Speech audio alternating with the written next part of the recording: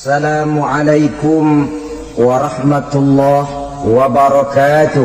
Waalaikumsalam warahmatullahi wabarakatuh.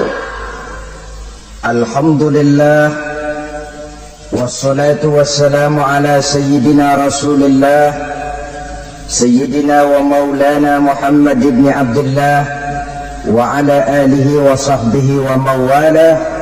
La hawla wa la quwwata illa billah, amma ba'du. Bapak-bapak, ibu-ibu, saudara-saudara kaum muslimin rahimakumullah. Rumah tangga bahagia menurut agama kita. Sebagaimana yang sama kita maklum bahwa manusia hidup memerlukan idola, memerlukan figur-figur yang akan dijadikan contoh di dalam kehidupannya.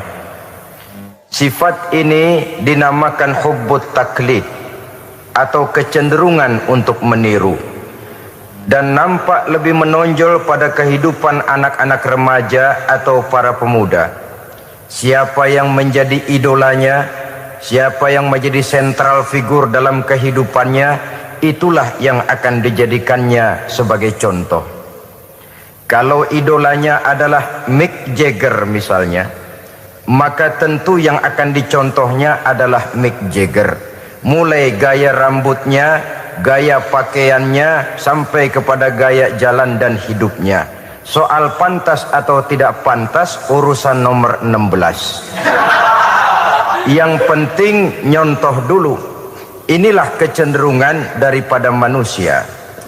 Bagi kita umat Islam, contoh ideal, figur sentral yang sepatutnya jadi idola tidak lain adalah junjungan kita Nabi besar Muhammad sallallahu alaihi wasallam. Beliau menjadi contoh dan panutan oleh karena kepribadiannya yang kompleks. Sejak dari seorang pemimpin negara yang adil, sampai kepada seorang jenderal yang gagah berani di medan perang, sampai kepada seorang diplomat yang ulung, pedagang yang jujur, suami yang bertanggung jawab, ayah yang penuh kasih sayang dengan anak-anaknya, dan di dalam keseluruhannya beliau merupakan uswatun hasanah. Termasuk dalam membina rumah tangga bahagia, contoh kita tidak lain adalah rumah tangga beliau. Bagaimana sih rumah tangga Nabi kita itu? Beliau berkata dalam dua kalimat yang singkat, tapi punya pengertian yang sangat luas dan dalam tentang rumah tangganya. Beliau mengatakan, baiti jannati, rumah tanggaku adalah sorga bagiku. Satu cerminan yang merupakan refleksi dari keadaan yang membawa kebahagiaan. Padahal sepanjang sejarah yang kita baca, rumah beliau kecil saja. Sarapan pagi pun cuma seteguk air zam-zam, sepotong roti, kadang-kadang sebutir kurma. Tidurnya di atas kain kasar yang separuh jadi selimut, separuh jadi alas tidur. Tetapi di tengah kondisi yang semacam itu, beliau sanggup berkata, baiti jannati, rumah tanggaku adalah surga bagiku. Kenapa kita yang hidup di zaman sekarang, di mana fasilitas sesungguhnya serba lebih menunjang untuk berkata semacam itu, malah kita berkata sebaliknya, baiti nari, rumahku adalah laksana neraka bagiku. Padahal kalau dilihat, rumahnya pun kadang-kadang bertingkat, kendaraan serba berkilat, uang banyak berlipat-lipat, istri pun tak kurang cantik memikat, kadang-kadang jumlahnya 4. Tapi tiap hari kiamat tidak ada ketenangan dan ketentraman di rumah tangga. Saudara hadirin kaum muslimin rahimakumullah, mengapa Rasul sampai mengatakan baiti jannati, rumahku adalah laksana surga bagiku? Inilah pokok pembicaraan kita pada pertemuan kali ini. Sebagaimana yang kita maklum bahwa nikah dalam pandangan Islam bukan hanya sekedar untuk memenuhi kebutuhan biologis manusiawi, Tidak hanya sekedar untuk memperkembangbiakkan keturunan, dan juga tidak pula untuk memperturutkan hawa nafsu. Lebih daripada sekedar itu, nikah dalam pandangan Islam merupakan ibadah. Oleh karena ibadah, maka seluruh tujuan ibadah, apakah dia bernama solat, apakah dia bernama puasa, zakat, sodako, haji dan lain sebagainya, seluruh daripada tujuan ibadah, target utamanya adalah mardhatillah atau keridhaan daripada Allah Subhanahu wa taala. Kalau nikah itu ibadah, maka sesungguhnya tujuan utama dari pelaksanaan suatu pernikahan tidak lain hanya untuk mencari keridhaan dari Allah Subhanahu wa taala. Bukankah kalau kita tanya tiap orang yang melakukan nikah, kenapa sih kamu nikah dengan dia? Jawabannya bisa macam-macam. Yang umum, karena saya cinta dia. Ada yang berkata, karena saya ingin mendapat ketenangan hidup. Ada yang bilang, karena saya ingin hidup teratur. Ada yang mengakui, karena saya ingin dapat keturunan dan lain sebagainya. Tetapi sesungguhnya menurut ajaran agama, kalau nikah merupakan ibadah, jawaban intinya ialah saya melakukan nikah untuk mencari keridhaan dari Allah Subhanahu wa taala. Ini konsekuensinya kalau nikah merupakan bagian daripada ibadah. Rumah tangga yang didirikan atas dasar mencari keridhaan Allah, maka akan diwarnai oleh nilai-nilai luhur daripada ajaran agama. Tanpa harta orang memang sulit untuk bahagia, tapi harta bukan jaminan orang lalu akan bahagia. Harta pada suatu saat akan berakhir, kecantikan akan berkurang, pangkat dan jabatan akan sampai kepada batasnya. Tetapi agama, keyakinan, nilai-nilai iman, itulah pegangan kita yang kekal dan abadi. Sebab itu dalam surah Ar-Rum ayat ke-21 Allah Subhanahu wa taala menjelaskan, "Wa min ayatihi an khalaqalakum min anfusikum azwajan litaskunu ilaiha wa ja'ala bainakum mawaddatan wa rahmah." Dan di antara tanda-tanda kebesaran Allah, dijadikannya bagimu istri-istrimu dari diri kamu sendiri, litaskunu ilaiha, agar kamu bisa hidup tenang bersamanya, wa ja'ala bainakum mawaddatan wa rahmah, dan dijadikannya di antara kamu rasa cinta dan kasih sayang.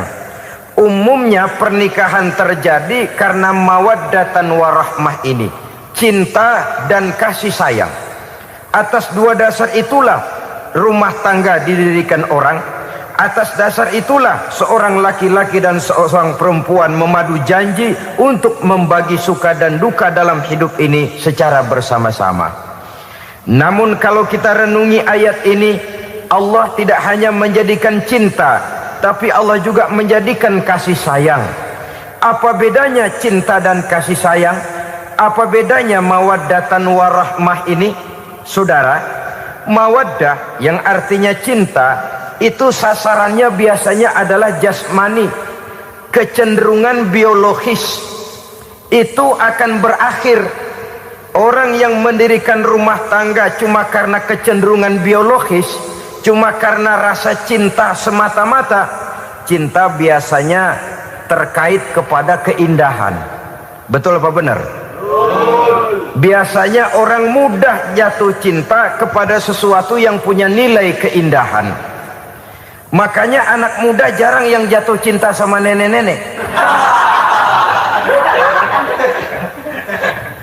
Cinta selalu memandang segi keindahannya. Ini yang namanya mawaddah. Allah tidak mengingkari itu, silakan. Bahwa manusia secara naluri senang kepada serba keindahan, wajar-wajar saja. Tetapi tidak cuma mawaddah, Allah juga menciptakan rahmah, kasih sayang. Mawaddah mungkin ada akhirnya, tapi rahmah tidak akan pernah ada akhirnya. Kalau mawaddah adalah berkecenderungan kepada biologis, jasmaniah, maka rahmah kecenderungan kepada nilai-nilai rohani, kepribadian, kejiwaan, dan lain sebagainya. Dikala pernikahan di bawah umur 40 tahun mungkin masih banyak mawaddahnya, rasa cintanya.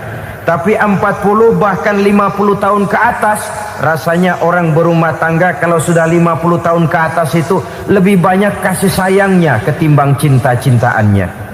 Kalau satu rumah tangga hanya didirikan atas dasar mawaddah saja, atas dasar cinta saja, padahal cinta itu terpaut kepada hal-hal keindahan, keindahan satu saat akan menurun. Ya tentu sebagaimana yang kita maklum bersama-sama, belum punya anak memang cantik. Sudah punya anak, kecantikan mulai menurun. Punya anak 2, kulit mulai mengkerut. Punya anak 3, onderdil mulai dol. Punya anak 4, apalagi tidak pandai merawat diri, persis dompet tanggung bulan. Kalau rumah tangga didasarkan kepada rupa yang cantik saja, cinta akan bisa berpindah, paling tidak akan berkurang nilainya.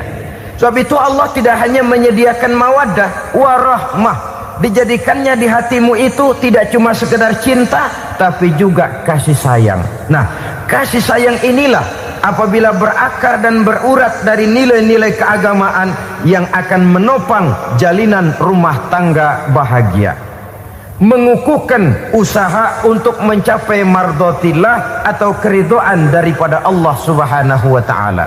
Dengan demikian berumah tangga bukan tujuan. Ini kalau kita lihat dari segi agama. Berumah tangga cuma alat untuk mencapai mardotillah, keridhaan daripada Allah. Seorang suami yang pergi pagi pulang sore peras keringat banting tulang mencari nafkah untuk menghidupi keluarganya, kalau niatnya untuk mardotillah maka pergi usahanya adalah ibadah.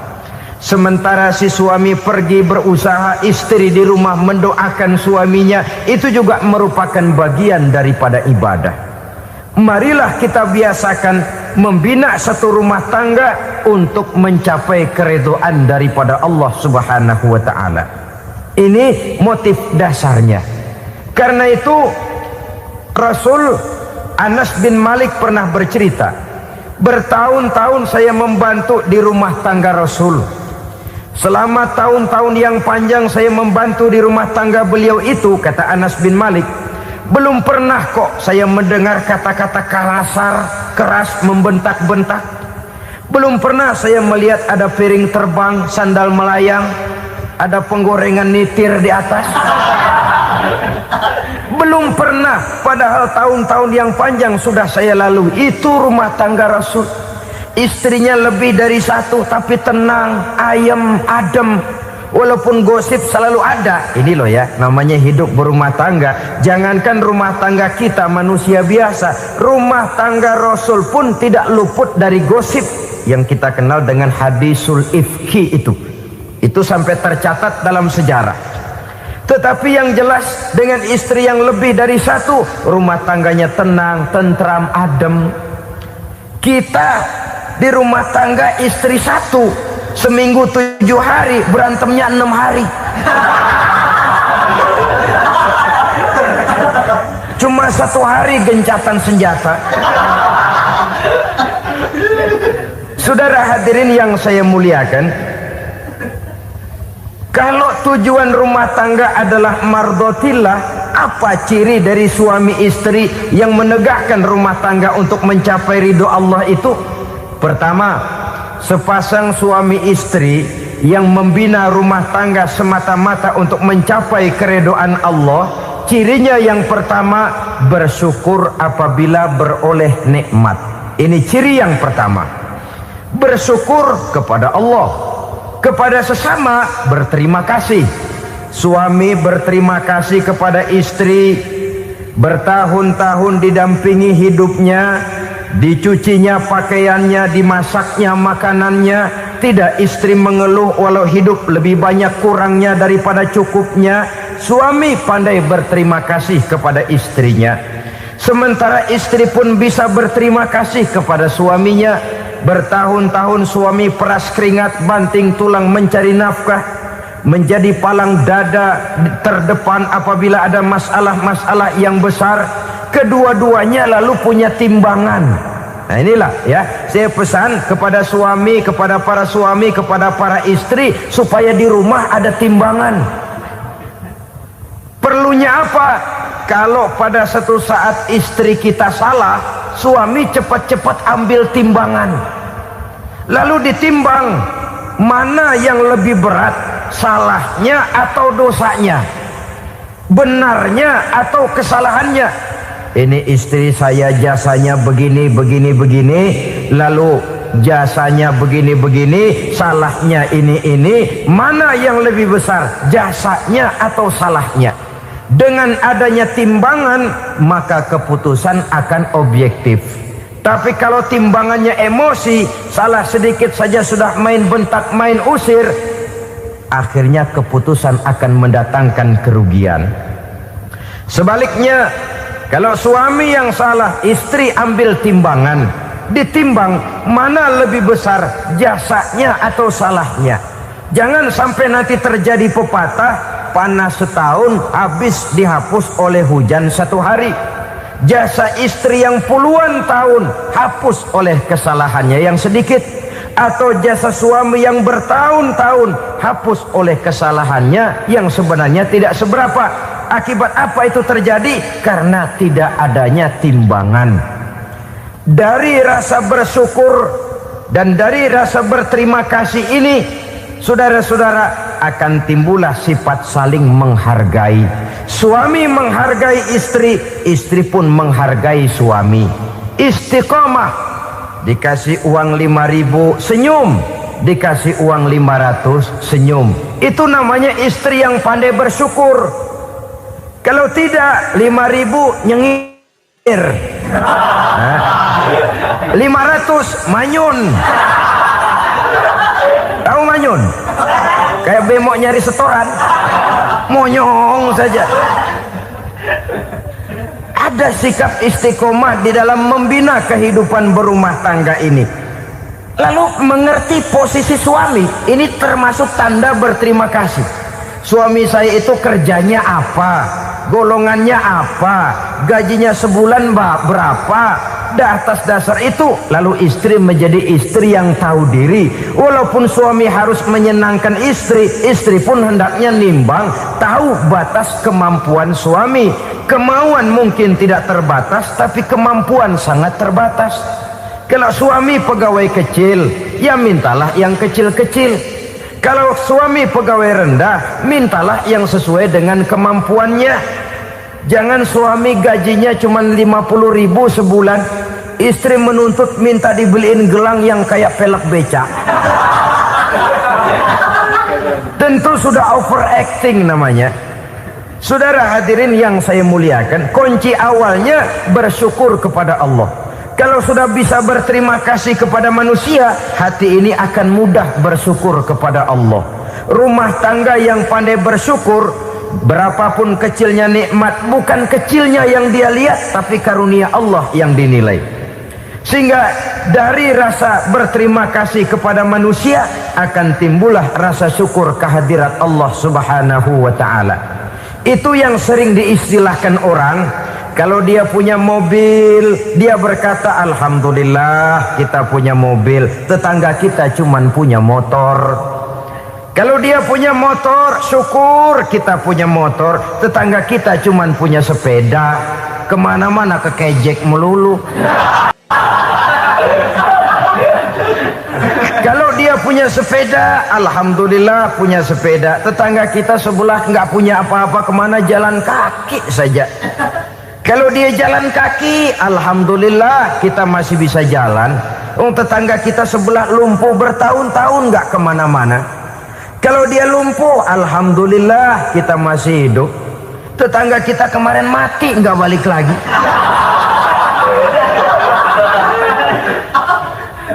Lalu akan timbul rasa syukur. Tapi kalau sudah lumpuh ngelihat yang bisa jalan ngelihat yang naik sepeda, yang punya sepeda lihat yang punya motor lihat yang punya mobil lihat yang punya pesawat.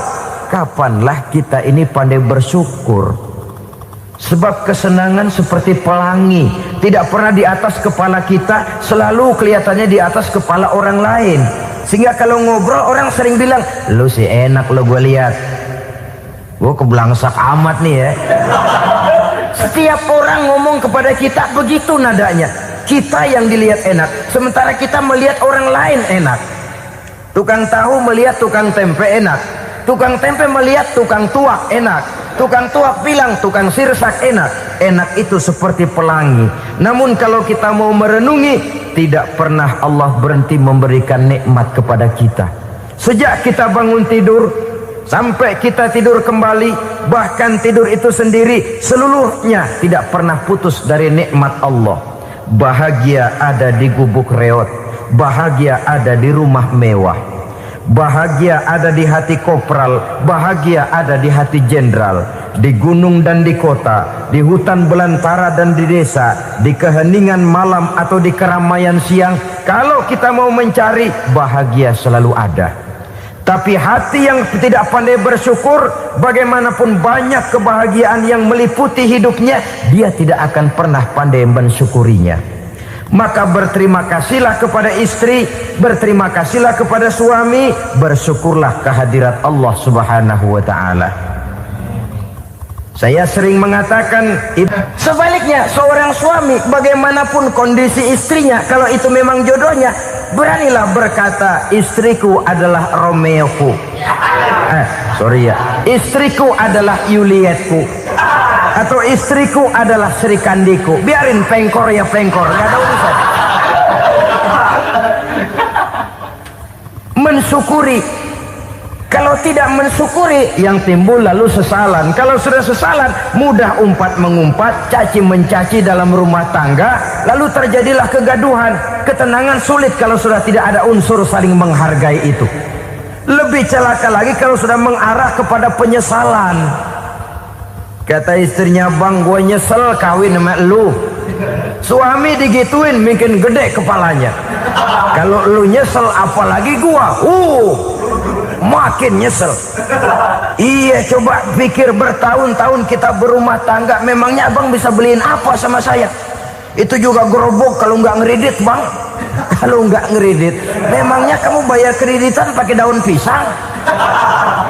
Saudara hadirin yang saya hormati, ini saya tekankan kepada ibu-ibu karena penyakit perempuan umumnya. Pernah Rasul itu pulang Isra Mi'raj cerita, saya pulang Isra Mi'raj diperlihatkan neraka. Neraka ya Rasul? Lalu bagaimana? Saya lihat kok isinya kebanyakan perempuan. Perempuan. Laki juga tidak sedikit. Cuma kebanyakan kok perempuan. Apa perempuan tidak sholat ya Rasul? Sholat.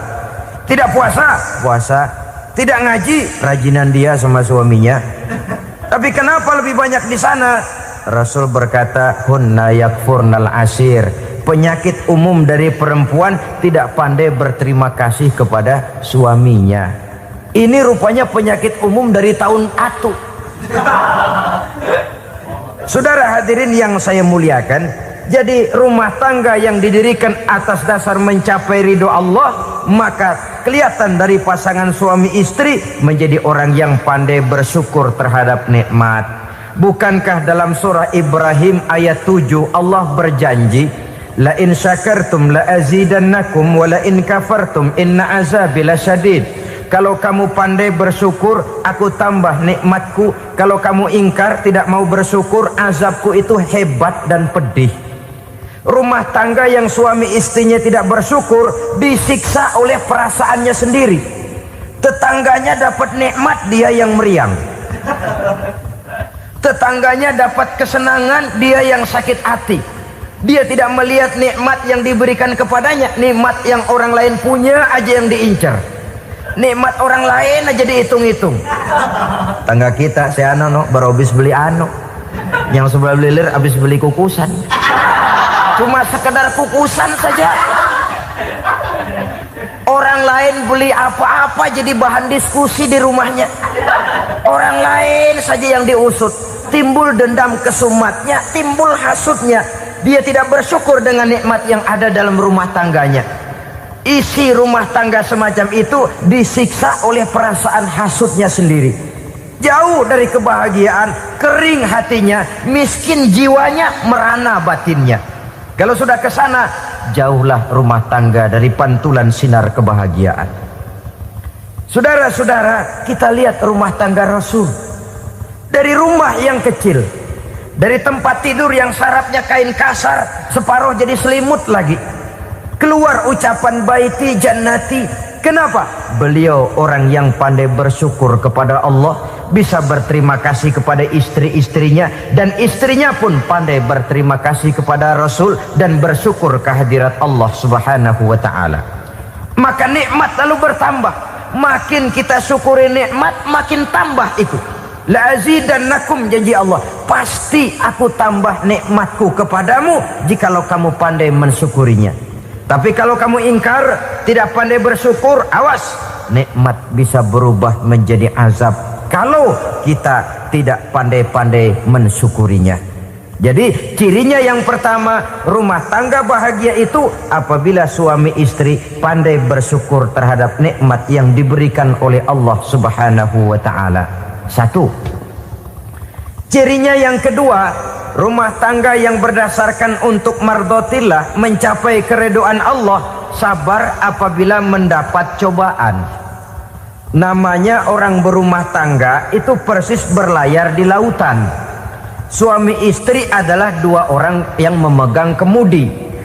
Kalau berlayar ombak tenang, angin bertiup sepoi-sepoi basah, lalu bila malam datang bulan bersinar, bintang gemintang gemerlapan, berlayar memang nikmat.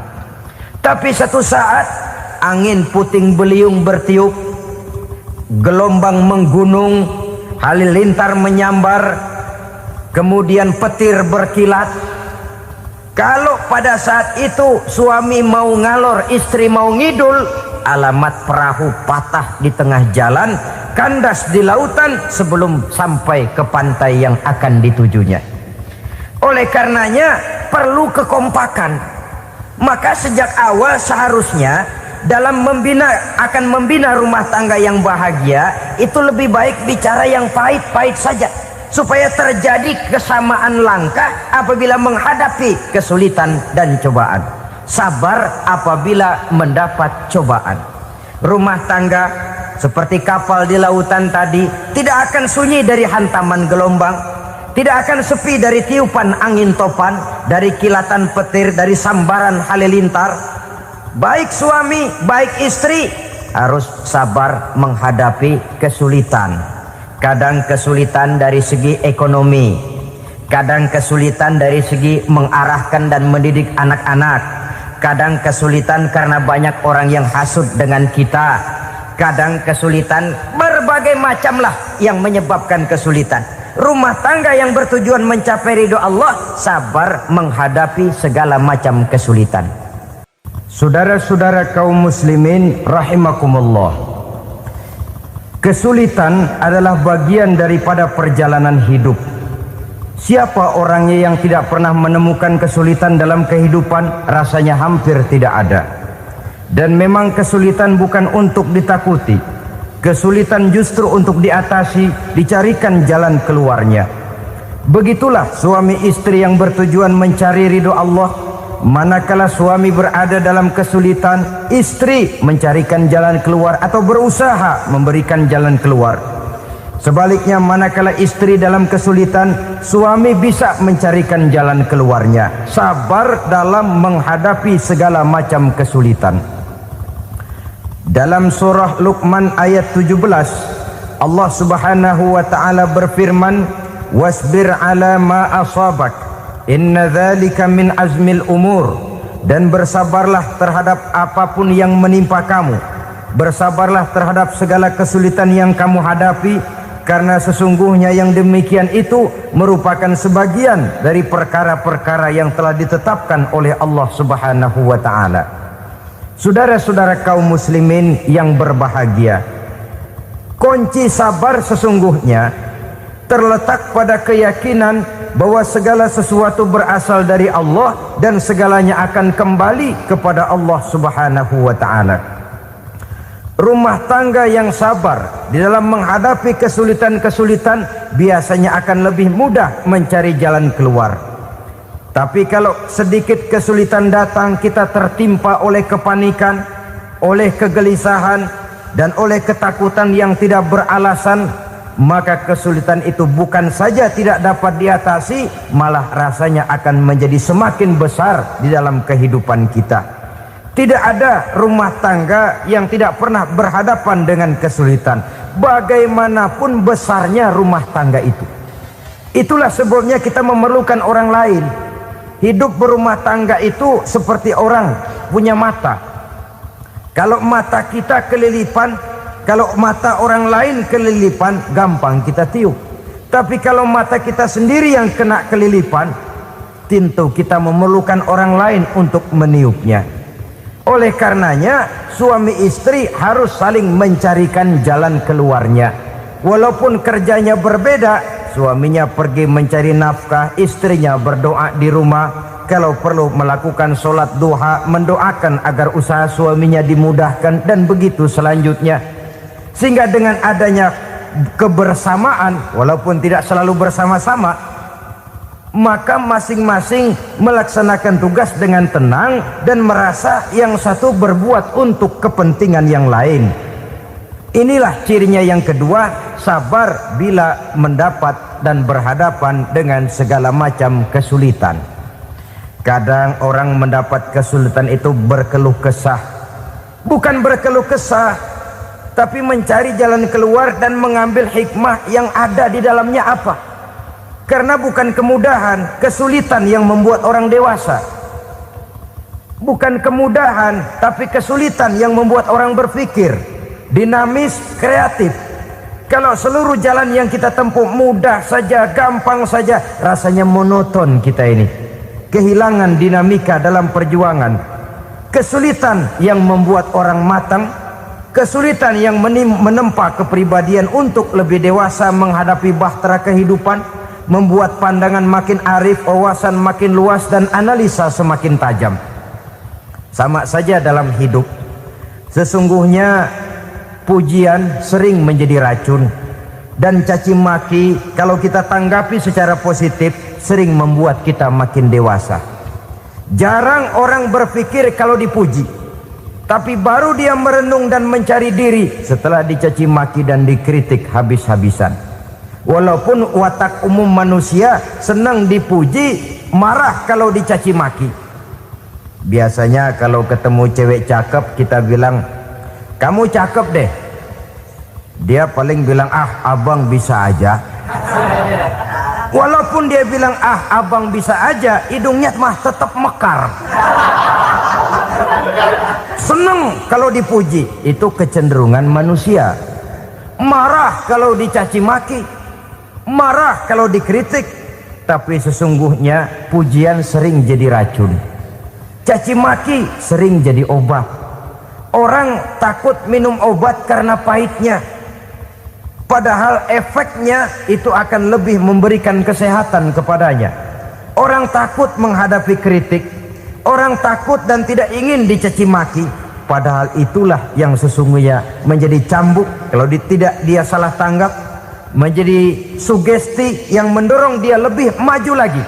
Karena memang bukan pujian, tapi caci maki dan kritik yang membuat kita makin berpikir tajam. Jadi rumah tangga yang berhadapan dengan kesulitan demi kesulitan, biasanya kalau ditanggapi dengan sabar akan makin mengokohkan fondasi rumah tangga itu sendiri. Tapi kalau kesulitan dihadapi dengan tidak sabar, lalu mencari jalan pintas, kesulitan ekonomi, kebetulan istrinya cakep, istrinya disuruh ngojek. Dah lu ngojek aja deh,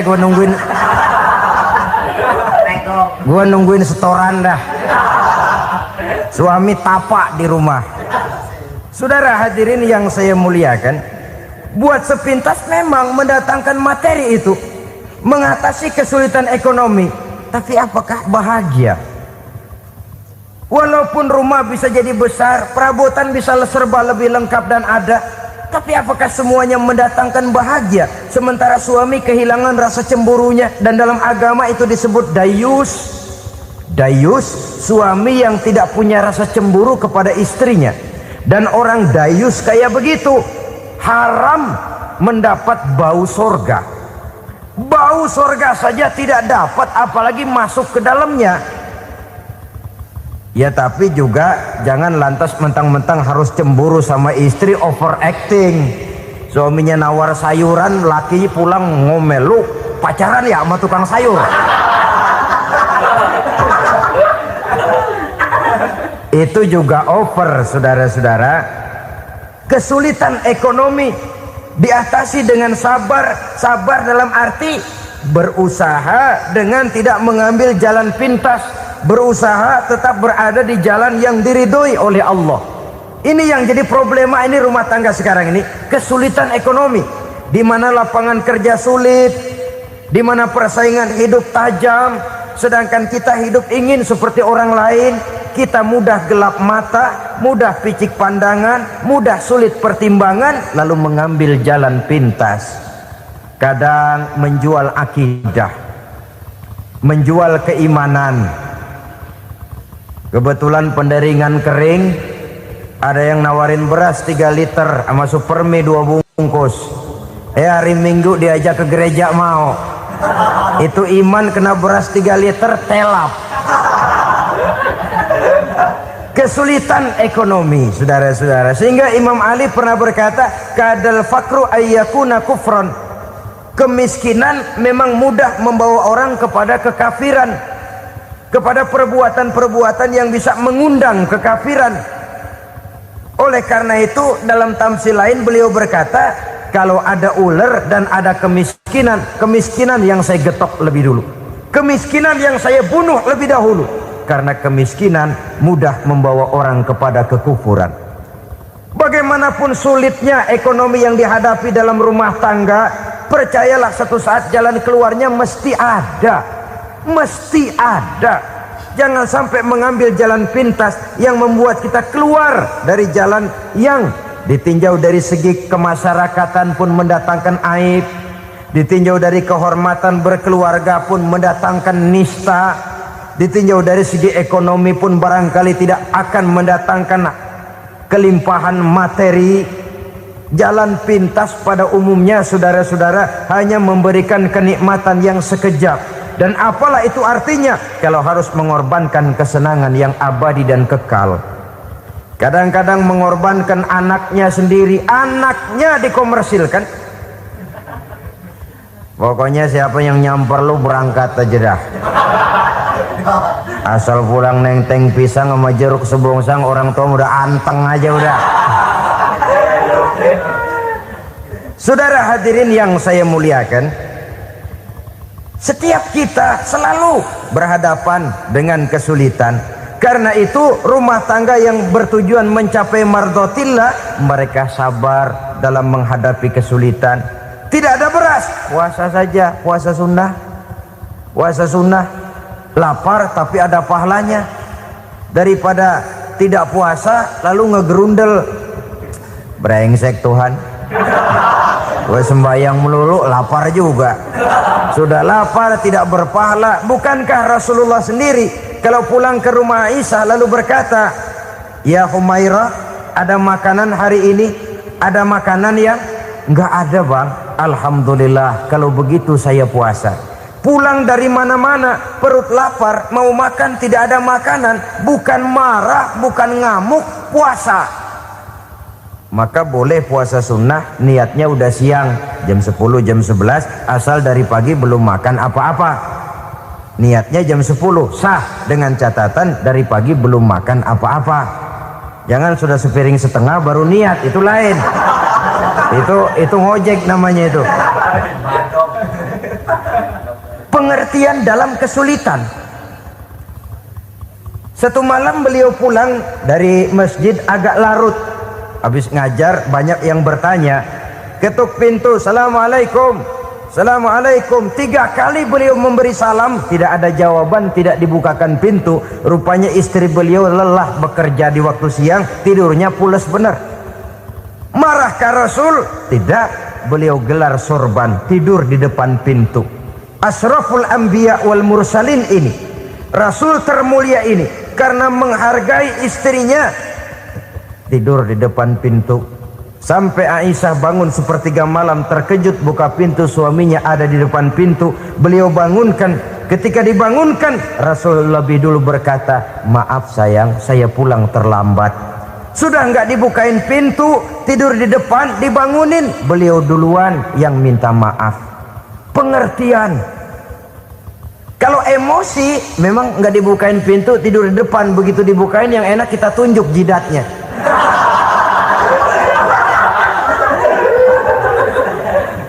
Saudara hadirin yang saya muliakan, kesulitan di dalam kehidupan merupakan bagian daripada kehidupan. Bukan untuk ditakuti, tapi untuk diatasi. Bukan untuk dihindarkan, tapi dicarikan jalan keluarnya. Hadapilah kesulitan dengan baik sangka kepada Allah, dengan lapang dada, dan dengan tetap bersabar menghadapinya. Kenapa? Karena tujuan kita mendirikan rumah tangga, mencapai ridho Allah. Kalau anak kita perjualbelikan, kalau istri kita komersilkan, kalau akidah kita jual untuk mempertahankan rumah tangga, bukankah makin jauh saja rumah tangga itu dari ridho Allah? Ini tujuan utamanya. Yang ketiga, rumah tangga yang bertujuan mardotillah itu, suami istri yang merupakan fondasi di rumah tangga, suami sebagai pemimpin, istri sebagai pembina, selalu musyawarah dalam menyelesaikan persoalan. Walaupun istri ditakdirkan sebagai pemimpin dan suami sebagai pemimpin dan istri yang dipimpin, tapi agama menganjurkan musyawarah. Jangan mentang-mentang istri nyari duit, suami nyari duit, lalu menteleng. Segalanya mau diktator, segalanya mau sendiri. Rumah tangga yang bertujuan mencapai ridho Allah selalu didirikan atas dasar musyawarah.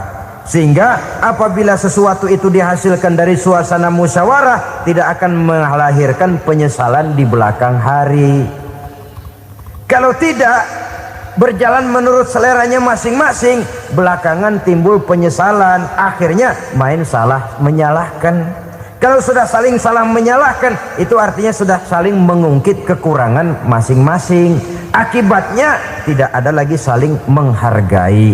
Jadi dengan demikian musyawarah di dalam menyelesaikan persoalan. Menghadapi kesulitan ekonomi, musyawarah. Menghadapi kenakalan anak, musyawarah. Akan membeli ini dan itu, sebaiknya juga musyawarah. Kalau merupakan hasil musyawarah, maka saudara-saudara, hasilnya pun akan dihadapi oleh bersama.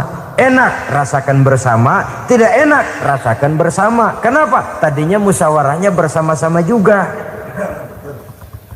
Lah kalau hasil sendirian, giliran enak mungkin yang satu mau ikut, giliran tidak enak yang satu nuding, gua kata juga apa. Kan begitu akibatnya kalau tidak berdasarkan musyawarah lebih dahulu. Maka insya Allah hasil musyawarah ini setidaknya tidak akan mendatangkan sesalan di belakang hari nantinya. Saudara-saudara kaum muslimin rahimakumullah, ciri yang keempat, sepasang suami istri yang bertujuan mencapai ridho Allah dalam upaya mencapai rumah tangga bahagia itu tawakal apabila mempunyai rencana. Tawakal berserah diri kepada Allah, bukan berserah diri dalam artian mutlak yang mengarah kepada fatalism atau predestination. Kita sering mengartikan tawakal secara salah.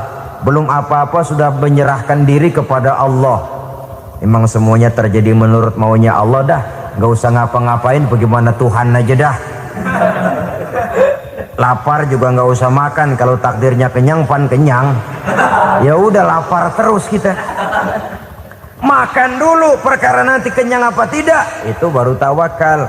Kalau sakit ke dokter, soal sembuh atau tidak, baru tawakal. Artinya usaha itu ada. Setelah suami berusaha, istri berusaha, selebihnya tawakal. Apa perlunya tawakal? Apabila berhasil tidak lupa daratan, apabila berhasil tidak lupa diri, apabila gagal tidak putus asa. Sehingga dengan demikian dari tawakal ini lahirlah pondasi yang kokoh membina rumah tangga yang bahagia dalam upaya mencapai keridhaan daripada Allah Subhanahu wa taala. Apapun yang kita laksanakan di rumah tangga, tujuan intinya tetap untuk mencapai keridhaan Allah. Beli kendaraan untuk mencapai ridho Allah, lalu dipakai ngaji, dipakai ke masjid dan sebagainya. Beli peralatan rumah tangga untuk mencapai ridho Allah. Mendidik anak untuk mencapai ridho Allah, membantu keluarga untuk mencapai ridho Allah, dan begitu selanjutnya. Tawakal apabila mempunyai rencana. Kemudian cirinya yang kelima, suami istri yang bertujuan mencapai ridho Allah selalu mempererat silaturahmi. Sebab seperti sudah saya sampaikan pada pertemuan terdahulu, dalam berumah tangga itu ada orang tua, ada mertua. Itu cuma perbedaan istilah, tapi hakikatnya adalah sama. Jangan karena perbedaan istilah lalu menyebabkan kita berbeda sikap. Kalau sudah berbeda sikap, tentu akan melahirkan perasaan yang tidak simpatik. Sebaiknya suami istri kalau sudah berumah tangga, jadikanlah orang tua tempat cerita yang enak saja. Yang tidak enak telan berdua, yang pahit rasakan berdua, kesusahan dan kesulitan atasi berdua. Giliran enak ngomong sama orang tua, giliran senang cerita sama mertua. Sekarang kan kita balik, kalau lagi senang duitnya banyak, anteng di rumah, kalem aja. Tapi lalu waktu susah, waktu susah, cerita kepada orang tuanya, cerita kepada mertuanya. Lalu kapan kita mau menyenangkan orang tua? Sudahlah mereka susah mendidik kita di waktu kecil, membesarkan kita, melakukan segala macam pengorbanan. Demi setelah kita berumah tangga, kesulitan rumah tangga kita tumpahkan juga kepada mereka. Pererat silaturahmi dan usahakan agar seluruh keluarga hanya menjadi tempat kita cerita yang enak-enak saja. Istilah sehari-harinya, kalau di rumah kita makan sama sayur bayam, keluar rumah diem, malah seluitan. Tetangga tanya, lu makan kayaknya enak banget apa sih? Daging ayam.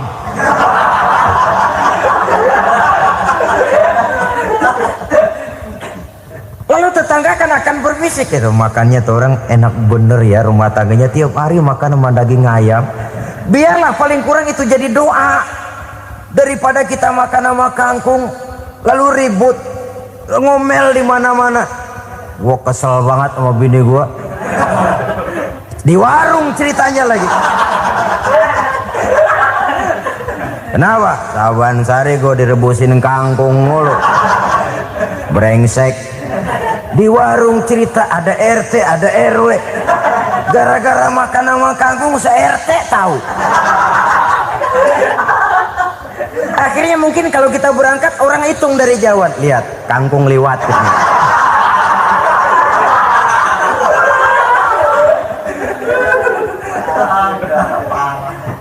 Bisa menjaga yang disebut security informasi, rahasia rumah tangga. Bahkan pernah saya berikan contoh karena ingin menghargai. Suami beliin kain batik buat istrinya. Istri tahu begitu sepintas, nih kain jelek nih. Tapi karena mau menyenangkan suaminya, dia bohong. Bagaimana bu, kain yang bapak beliin? Aduh bagus bener pak, bagus sekali itu kain. Warnanya pak emang yang model begitu tuh. Tetangga kita mana ada yang pakai kain begitu pak? Ya emang nggak ada, jelek. Menghargai. Sebab kalau waktu itu si istri jujur, yang timbul sakit hati suami. Bagaimana bu kain yang saya beliin? Goblok lo. Kain begitu dibeliin di pasar juga banyak 1.400. Campur odol lagi. Sudahlah suami punya niat baik, sampai rumah digoblok-goblokin, tidak ada lagi rasa saling menghargainya. Begitu pentingnya mempererat silaturahmi ini, sampai Nabi berpesan, isnani la yanzurullahu ilaihima yaumal qiyamah qati'ur rahim wa jarus su'. Ada dua golongan manusia yang di akhirat nanti tidak akan dilihat oleh Allah, tidak akan diopeni oleh Allah, didiemin aja. Siapa mereka? Pertama, orang yang suka memutuskan silaturahmi. Yang kedua, tetangga yang jahat dengan tetangganya. Dua golongan manusia ini, pemutus silaturahmi, kemudian juga tetangga yang jahat dengan tetangganya, ini tidak akan dipandang oleh Allah di hari akhirat nanti.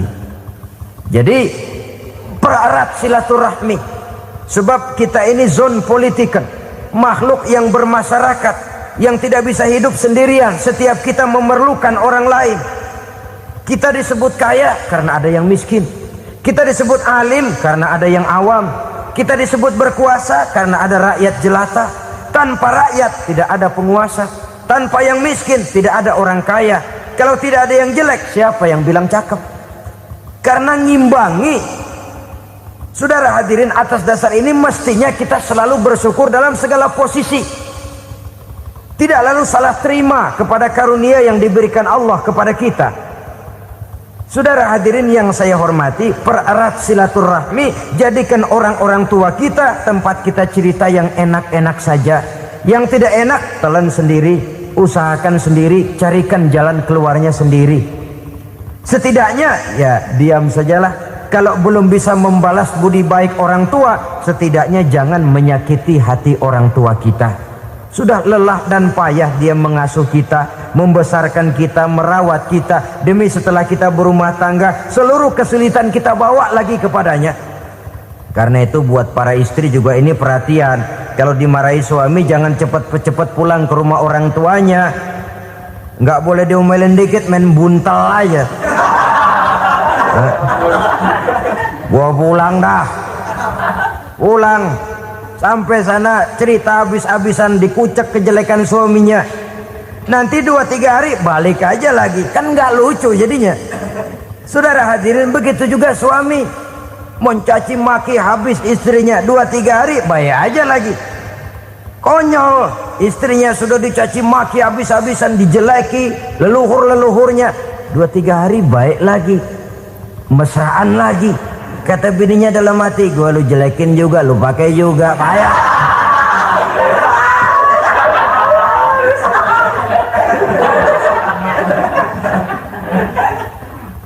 Saudara hadirin yang saya muliakan, itulah sebabnya pada awal tadi saya katakan perlunya kita mempunyai timbangan baik sebagai suami maupun sebagai istri. Nah, dari mempererat silaturahmi ini akan terjalin rasa kekeluargaan. Maka tradisi arisan keluarga itu bagus sesungguhnya untuk mempererat silaturahmi. Cuma celakanya bukan silaturahmi yang jadi tujuan, arisannya itu yang jadi tujuan. Akibatnya apa? Kalau belum narik mah semangat banget datang dah. Begitu udah narik aja udahan. Itu celakanya. Akhirnya silaturahminya jadi nomor 2, arisan semata-mata yang menjadi tujuan. Sesungguhnya itu bagus untuk mempererat silaturahmi. Karena kalau kita dengan kita sesama saudara sudah tidak saling mau mengenal, bagaimana dengan anak-anak kita? Bagaimana dengan cucu-cucu kita? 2-3 generasi yang akan datang tentu akan lebih saling tidak mengenal lagi. Baiklah ya, yang keenam, suami istri yang bertujuan untuk mencapai keridhaan Allah itu selalu berusaha tolong menolong di dalam kebajikan. Sebab Allah pesankan itu di dalam Al-Maidah ayat 6, wa ta'awanu 'alal birri wat taqwa wa la ta'awanu 'alal itsmi wal 'udwan. Bertolong-tolonganlah kamu di dalam kebaikan, di dalam bertakwa kepada Allah. Jangan bertolong-tolongan di dalam maksiat, di dalam dosa, dan di dalam usaha yang menimbulkan permusuhan. Kalau suami marah kepada seseorang, istri jangan ngipasin. Oh bang, yang begitu mah dibayain tuman. Udah habisin aja dah. Anak-anaknya marahin sekalian. Ngipasin. Istri kesel sama tetangganya, suami ngipasin. Emang tuh tetangga kita, hahu. Habis orang dikipasin. Ta'awanu 'alal birri wat taqwa, bertolong-tolonganlah di dalam kebaikan. Istri malas ngaji, suami mendorong, memberikan sugesti. Suami malas berusaha, istri memberikan sugesti. Saling tolong menolong di dalam kebaikan dan takwa, dan jangan tolong menolong dalam dosa dan permusuhan. Kata suami, Bu, daripada kita melarat terus hidup, kita piara tuyul yuk. Kata istrinya, nah ini sudah menyimpang bang, bersabarlah, bagaimanapun insya Allah kita tidak akan mati kelaparan. Piara tuyul itu nanti jadi pindah akidah, merusak iman, berteman dengan setan. Apalah artinya kekayaan dan kesenangan sebentar kalau harus mengorbankan kekayaan dan kesenangan yang abadi. Ini sudah alal ismi wal udwan, sesuatu yang mengandung dosa. Saudara hadirin yang saya hormati, kemudian yang keenam, berbaik sangka. Baik suami maupun istri sama-sama saling berbaik sangka. Suami melepas istri, istri melepas suami dengan hati yang ikhlas. Suami meninggalkan istri di rumah dengan jiwa yang bersih dan rasa yang aman. Ada rasa baik sangka, dan ini modal dasar. Kalau sudah dilandasi oleh buruk sangka, tentu yang lahir nanti adalah perasaan-perasaan yang tidak baik. Akibatnya sangat tidak menguntungkan. Inilah beberapa ciri dari rumah tangga yang didirikan atas dasar mardhatillah, mencapai keridhaan dari Allah. Nanti akan menyusul tujuan berikutnya, diantaranya mendapat keturunan, diantaranya lagi mendatangkan gairah untuk lebih berusaha mencari rezeki karena sudah merasa punya tanggung jawab berupa anak dan istri. Mempererat silaturahmi. Itu cuma tujuan-tujuan sekundernya saja. Tujuan primernya kita melakukan suatu nikah untuk mencapai keridhaan dari Allah Subhanahu wa ta'ala. Silakan punya istri cantik, kaya, tapi tujuan utamanya kita membina rumah tangga untuk mencapai ridho dari Allah.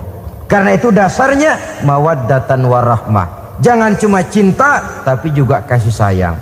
Cinta, kecenderungan kepada jasmani akan berakhir, tapi kasih sayang, kecenderungan kepada rohani, makin tua malah makin erat, makin tua malah makin mesra. Sehingga kadang kita menampak kakek-kakek dan nenek-nenek lagunya kayak pengantin baru. Apa cinta-cintaan? Tidak. Bagaimana kakek-kakek sama nenek-nenek harus bilang I love you? Yang masih ada itu waktu itu mawaddah, kasih dan sayang. Itu yang akan kekal, itu yang akan abadi. Tanpa materi orang sulit untuk bahagia, tapi materi semata bukan jaminan orang untuk bahagia. Nah, ciri yang terakhir dari rumah tangga yang bertujuan mencapai ridho Allah, sinar agama kelihatan di dalamnya. Baik suami maupun istri sama-sama orang yang taat melaksanakan ajaran agama. Saudara, mudah-mudahan walaupun singkat dapat menjadi sumbangan moral dalam kita mewujudkan rumah tangga yang bahagia menurut contoh yang diberikan oleh Rasulullah Sallallahu Alaihi Wasallam. Terima kasih atas perhatian saudara. Mohon maaf atas segala kekurangan. Usikum wa nafsi bitaqwallah. Wassalamualaikum warahmatullahi wabarakatuh.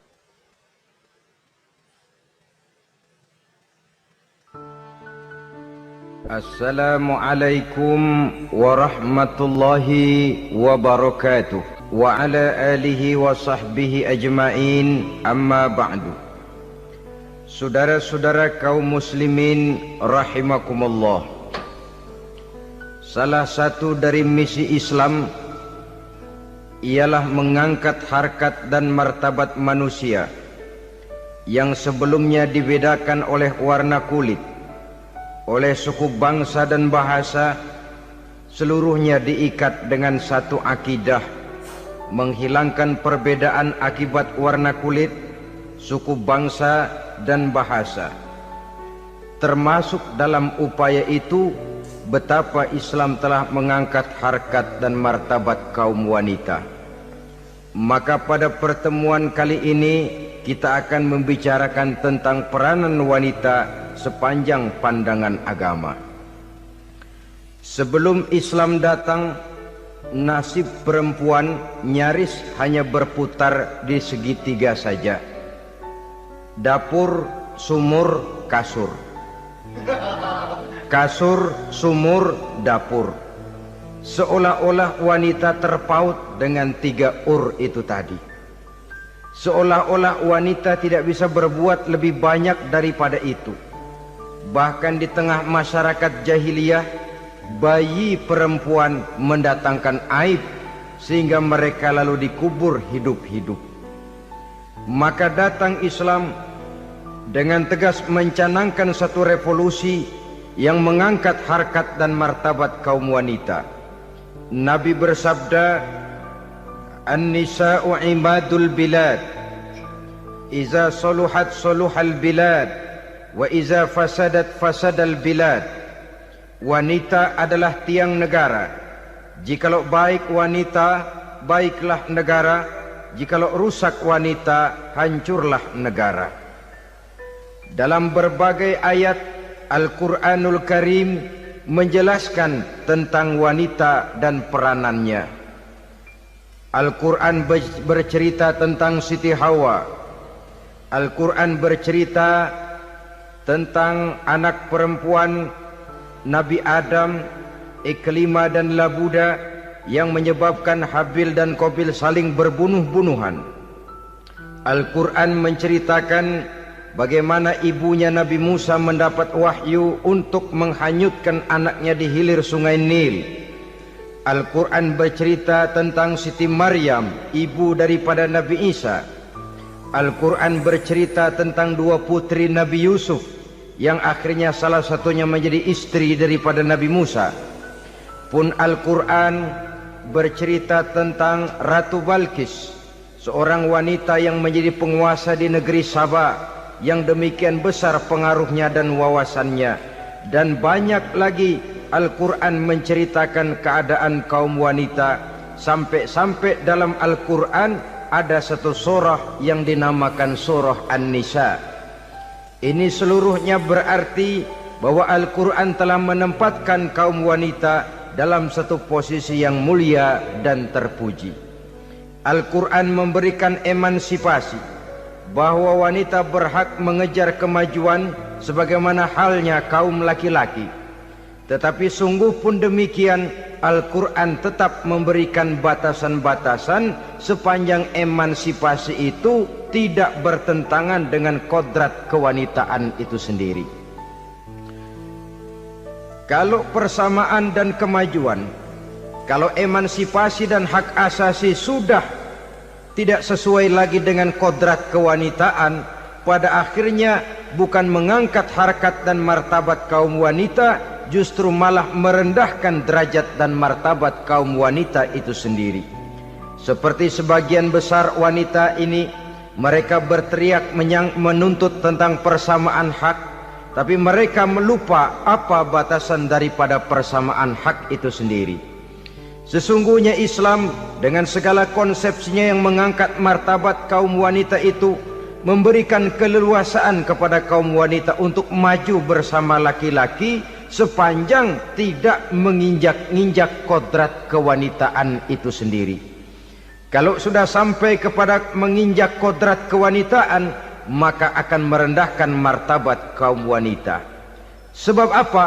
Secara fisik dan psikis, agaknya memang laki-laki sudah ditakdirkan oleh Allah untuk menjadi pembimbing bagi kaum wanita. Walaupun tidak tertutup kemungkinan wanita tampil sebagai pemimpin, tetapi dari segi fisik biologis misalnya, laki-laki itu diciptakan kekar, kuat untuk memikul dan melaksanakan tugas-tugas yang berat.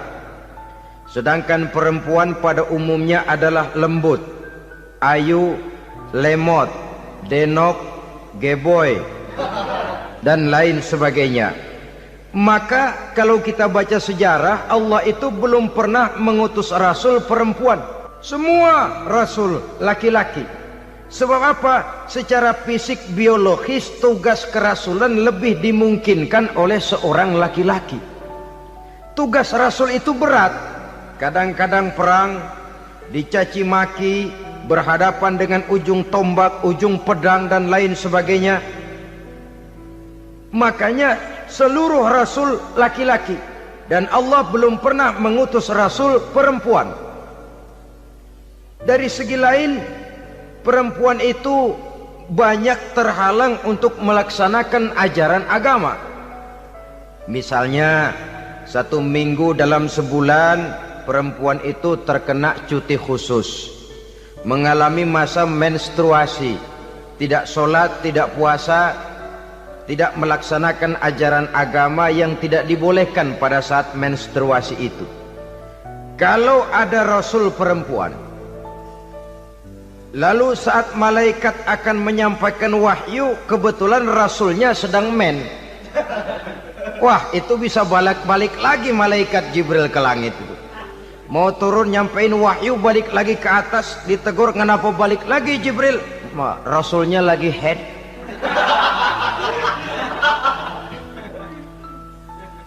Atau pada saat agama dalam bahaya, agama dalam hinaan, agama dalam ancaman, rasulnya perempuan kebetulan sedang hamil besar. Apa lalu perang ditunda? Pengumuman perang ditunda saja sampai rasul melahirkan. Tentu lebih tidak mungkin lagi. Secara fisik biologis, laki-laki lebih memungkinkan untuk melaksanakan tugas kerasulan ini. Maka seluruh rasul yang diutus Allah adalah laki-laki. Saudara hadirin yang saya muliakan, sungguh pun demikian, Islam itu mengangkat martabat wanita sedemikian tinggi sebagai tiang negara yang menentukan jatuh dan bangunnya negara, yang ikut mewarnai bahkan menjadi warnanya suatu negara. Walaupun peranannya memang tidak begitu kelihatan, tapi sesungguhnya amat sangat menentukan. Oleh karenanya, secara umum, emansipasi yang digariskan oleh Islam, emansipasi yang tidak bertentangan dengan kodrat kewanitaan di berbagai aspek kehidupan. Kalau sekarang emansipasi ini kelihatannya sudah salah pasang, salah kaprah. Bahkan belum lama kita menyaksikan bagaimana ada binaragawati. Di zaman sekarang perempuan sudah mulai angkat besi. Saya mulai mikir kalau perempuan sudah pada angkat besi, ini sudah tanda suaminya udah dekat dibanting-bantingin ini. Tahun-tahun mendatang mungkin akan menyusul perempuan mulai narik becak.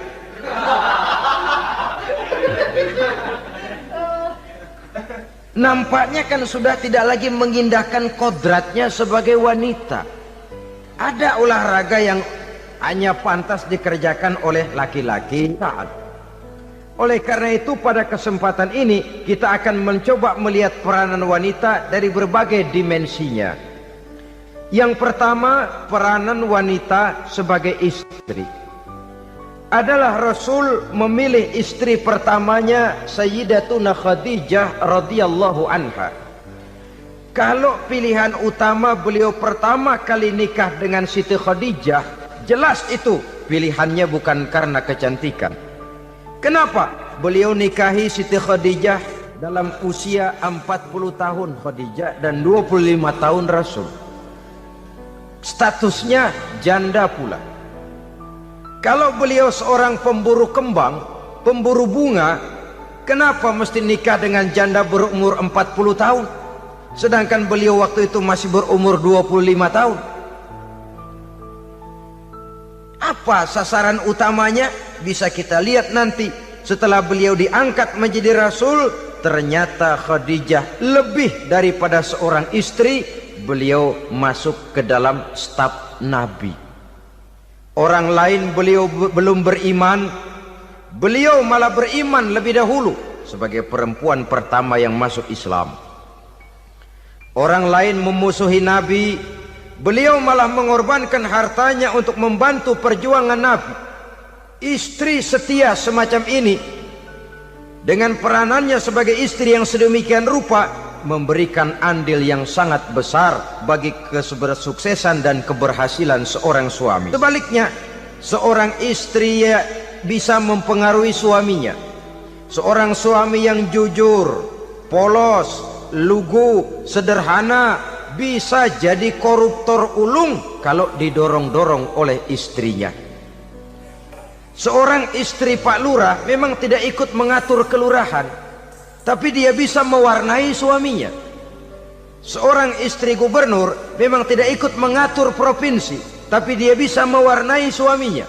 Sepanjang warnanya positif, tentu sangat baik dan sangat diharapkan. Tetapi kalau warnanya negatif, kiamatlah akibatnya umat ini. Oleh sebab itu, peran pertama dari kaum wanita sesungguhnya adalah sebagai istri yang mendampingi suami untuk mengolah dan melaksanakan tugas-tugas besar.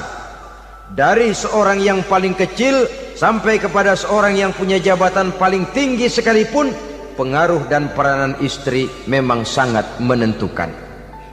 Saudara hadirin kaum muslimin rahimakumullah, itulah sebabnya Nabi menikah dengan Siti Khadijah.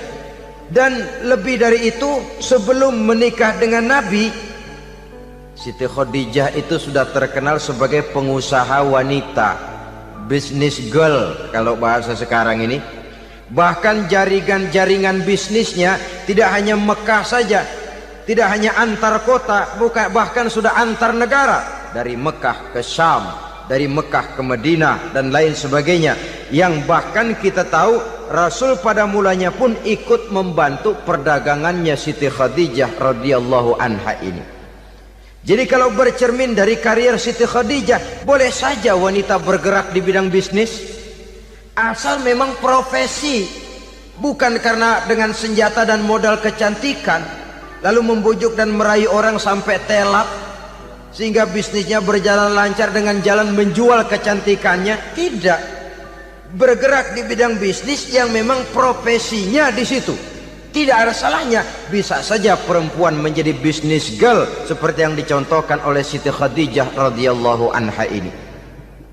Sebab itu, kontes-kontesan yang hanya bertitik kepada rupa yang ayu saja, rupa yang cantik saja, sesungguhnya bukan hanya tidak bermanfaat, tapi saya pikir juga sangat tidak mendidik. Yang mengajar anak-anak remaja putri kita untuk berlomba-lomba hidup dalam kepalsuan. Alis mata palsu, hidung pesek dimancungin palsu, operasi plastik. Alis matanya dikerik, bikin yang palsu. Tai lalat lagi bikin yang palsu. Gincu bibir dimerahin, palsu. Seluruhnya hidup dalam kepalsuan. Akan lebih baik kalau kita ini misalnya mengadakan kontes yang menitik beratkan kepada ketinggian IQ, kecerdasan, kemampuan, skill, keahlian dan kemampuan. Tidak hanya dititik beratkan kepada rupa yang ayu dan cantik semata-mata. Sebab di samping manfaatnya diragukan, juga sangat tidak mendidik buat generasi yang akan datang. Terutama ibu-ibu, peran utama wanita sesungguhnya adalah sebagai istri mendampingi suami dalam melaksanakan tugas-tugas besar. Satu hari, serombongan ibu-ibu pernah datang menghadap Rasul mengajukan satu resolusi, protes kalau bahasa kita sekarang. Ya Rasul, ada apa bu? Kalau laki-laki sih enak. Enak bagaimana? Iya, kalau orang laki-laki sholat, perempuan sholat. Laki-laki puasa, perempuan puasa. Laki-laki pergi haji, perempuan pergi haji. Laki-laki menuntut ilmu, perempuan bisa menuntut ilmu. Tapi kalau laki-laki pergi jihad, perang membela agama, kami perempuan tidak bisa ikut jihad perang di medan pertempuran. Padahal pahala jihad sangat besar dan kami ingin mendapat pahala jihad. Tidak adil kalau begini ya Rasul, izinkan kami pergi jihad. Ini perempuan di zaman Rasul, kalau ada kebaikan tidak bisa ikut, rasanya rugi bukan main, lalu protes. Apa jawab Rasul? Beliau senyum. Ibu-ibu jangan khawatir, walaupun ibu-ibu tidak maju ke medan perang, ada ibadah yang pahalanya sama dengan pahala jihad itu. Apa ya Rasul? Beliau menjawab, jihadukunna fi baitikunna. Jihadnya ibu-ibu, jihadnya kaum wanita adalah di rumah tangganya sebagai istri. Memasak makanan suaminya, mencuci pakaian istrinya, mengasuh, merawat dan membesarkan anak-anaknya, itu seluruhnya bagian daripada ibadah yang pahalanya tidak kurang dengan pahala jihad.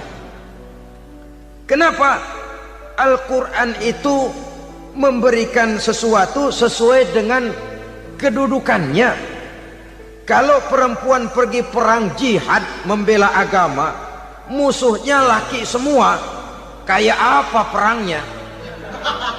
Itu musuhnya bisa nggak mau pakai pedang, perangnya udah gulat aja udah.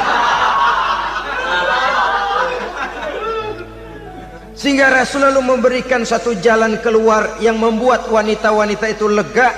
Jihadukunna fi baitikunna. Ibu-ibu sih tidak usah khawatir, jihad ibu adalah di rumah tangga ibu-ibu semua. Sejak bangun tidur sampai tidur kembali, nyaris kaum ibu itu 24 jam pekerjaannya. Sebagai istri, dia melaksanakan jihad di rumah tangganya. Peranan wanita yang pertama adalah sebagai istri, yang walaupun tidak kelihatan dan menonjol seperti halnya laki-laki, tapi sangat mewarnai, bahkan menjadi warna dari tugas apapun yang dihadapi oleh suaminya. Dulu ada seorang orator, kalau pidato hebat bukan main. Kalau dia bernada gembira, semua orang senyum.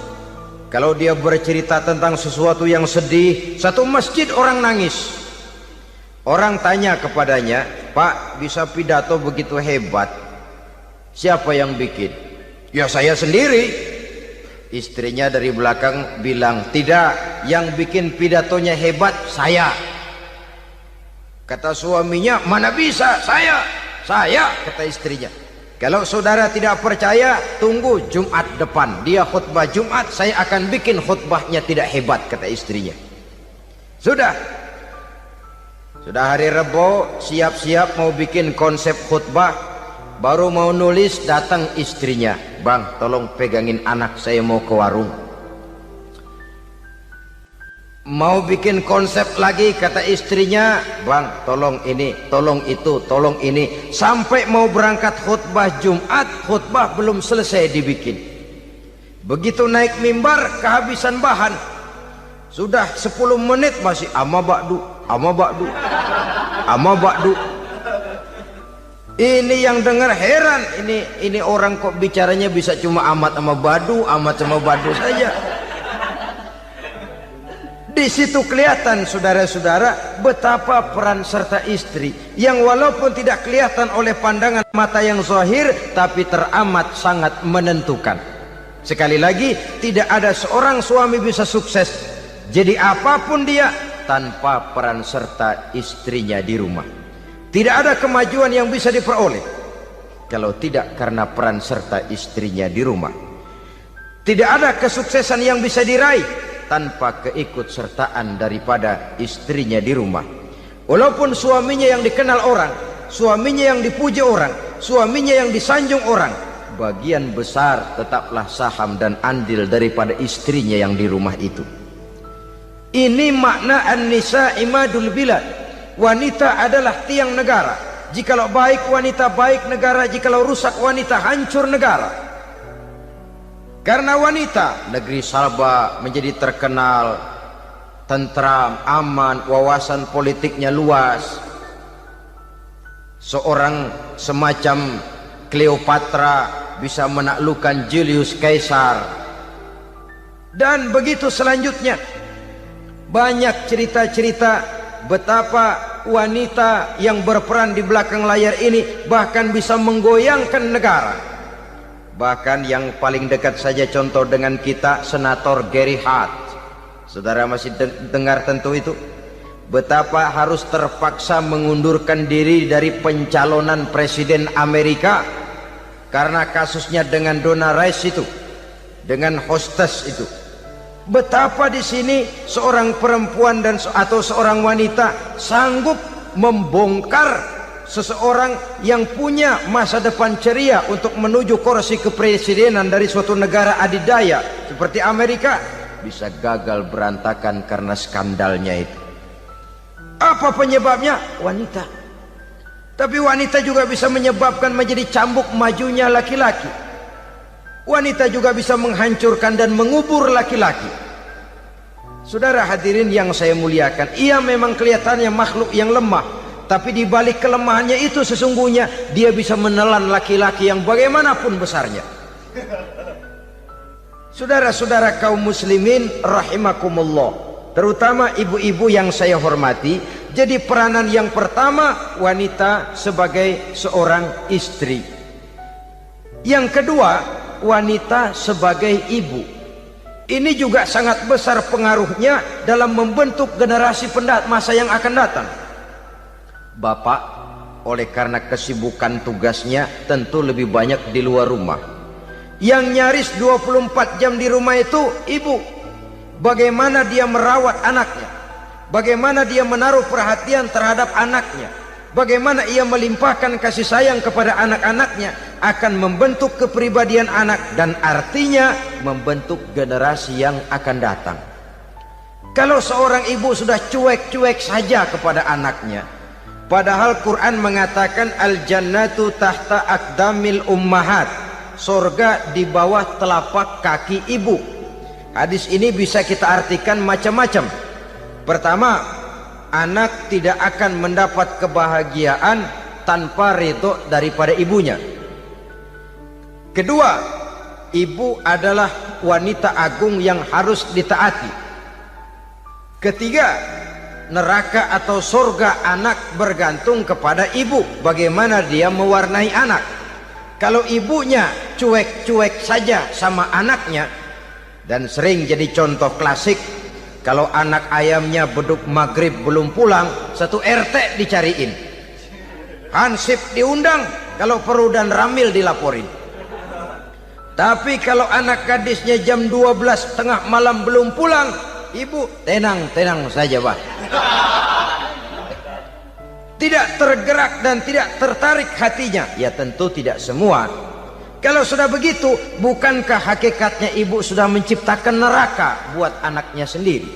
Khalil Gibran dalam satu tamsil yang indah pernah mengatakan, kalau kita diberikan sebutir mutiara, sebutir intan, dan intan itu sebutirnya sebesar telur ayam, benda yang sangat langka dan berharga, tentu kita sayang intan atau mutiara itu.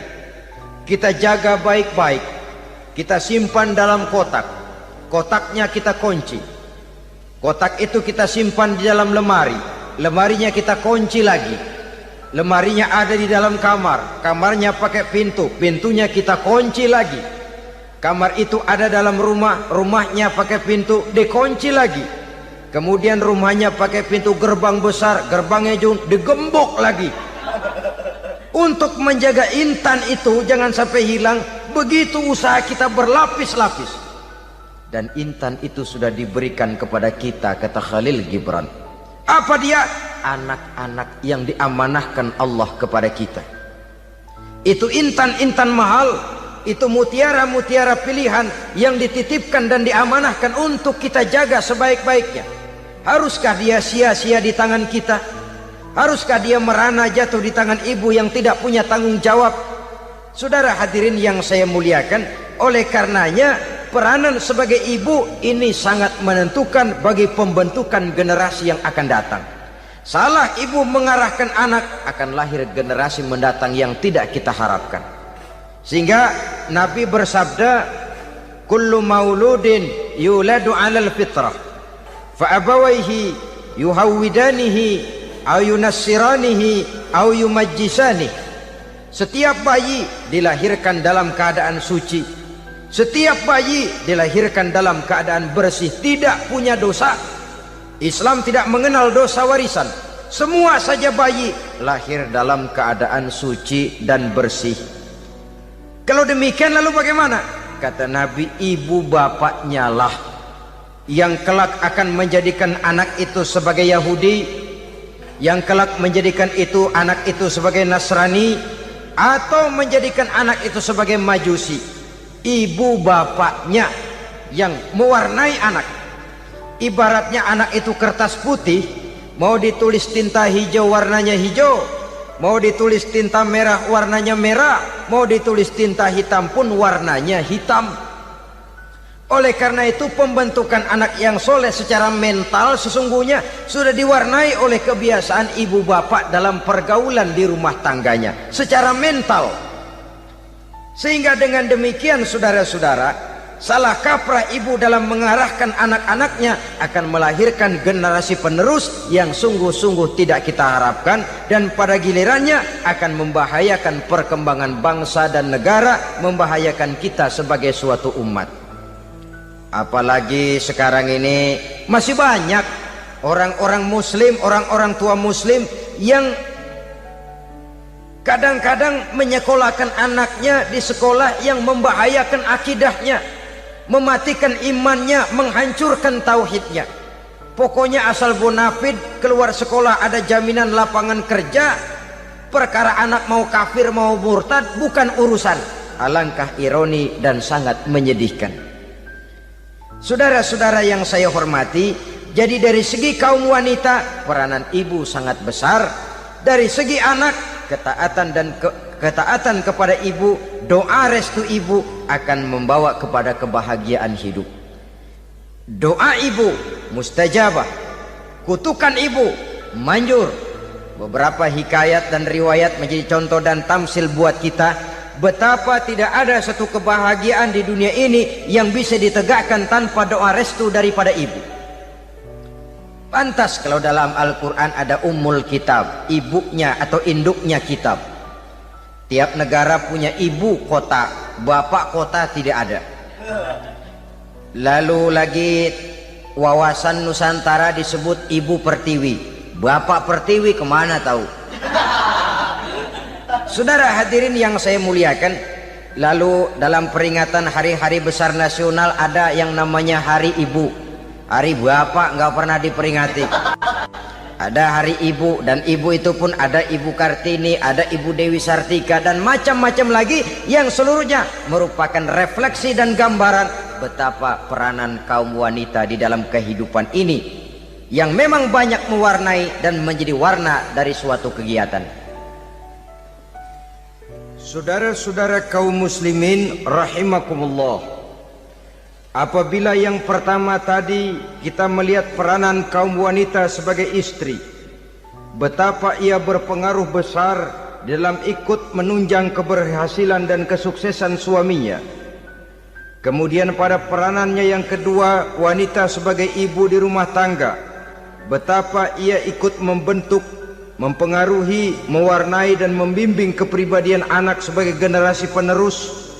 Maka pada peranan yang ketiga ini kita akan melihat wanita sebagai social agent, sebagai penggerak kegiatan sosial di berbagai bidang kehidupan. Apakah itu bernama majelis taklim, apakah itu bernama perkumpulan dan yayasan-yayasan kemanusiaan, organisasi-organisasi yang bergerak di bidang pendidikan. Bahkan di zaman sekarang bukan hanya menjadi penggerak sosial, bahkan sudah banyak kaum wanita yang menggerakkan satu bangsa.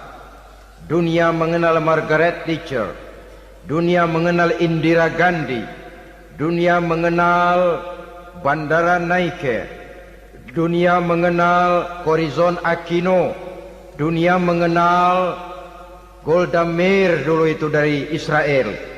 Dunia mengenal Imelda Marcos yang ambisius, tapi yang kemudian melangkah kepada jalan yang negatif dari tujuan semula. Ini bukan hanya sekedar social agent, tapi bahkan sudah mengarah kepada menggerakkan dan mewarnai suatu bangsa.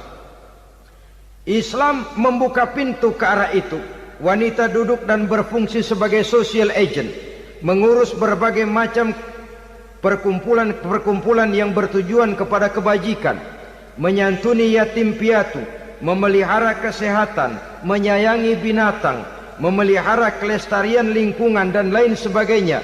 Islam membukakan pintu sepanjang peranan sebagai istri dan sebagai ibu tidak diabaikan. Ini sebab yang utama. Salah seorang perempuan, kaum wanita, kalau terlalu aktif berorganisasi, terlalu aktif bermasyarakat, terlalu aktif dalam berbagai macam perkumpulan, lalu melupakan tugas utamanya sebagai istri dari suaminya, sebagai ibu dari anak-anaknya. Ibu asik rapat sana rapat sini, anak tidak pernah diajak rapat, akhirnya si anak bikin perkumpulan sendiri, rapat menurut versi mereka, sehingga akibatnya yang timbul anak merasa kurang diperhatikan oleh ibunya. Ngaji bagus, tapi kalau sepanjang hari ngaji saja, suami pulang mau makan tidak ada makanan, mau berganti pakaian belum lagi diteriska pakaiannya, tentu ini melupakan fungsi yang utama.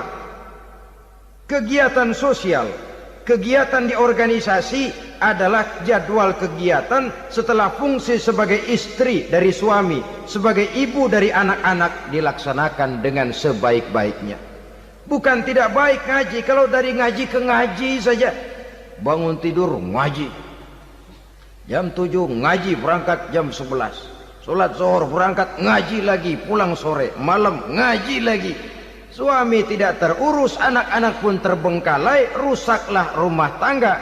Dan bukankah satu bangsa terdiri dari satu tatanan masyarakat, dan tatanan masyarakat yang paling kecil bernama keluarga.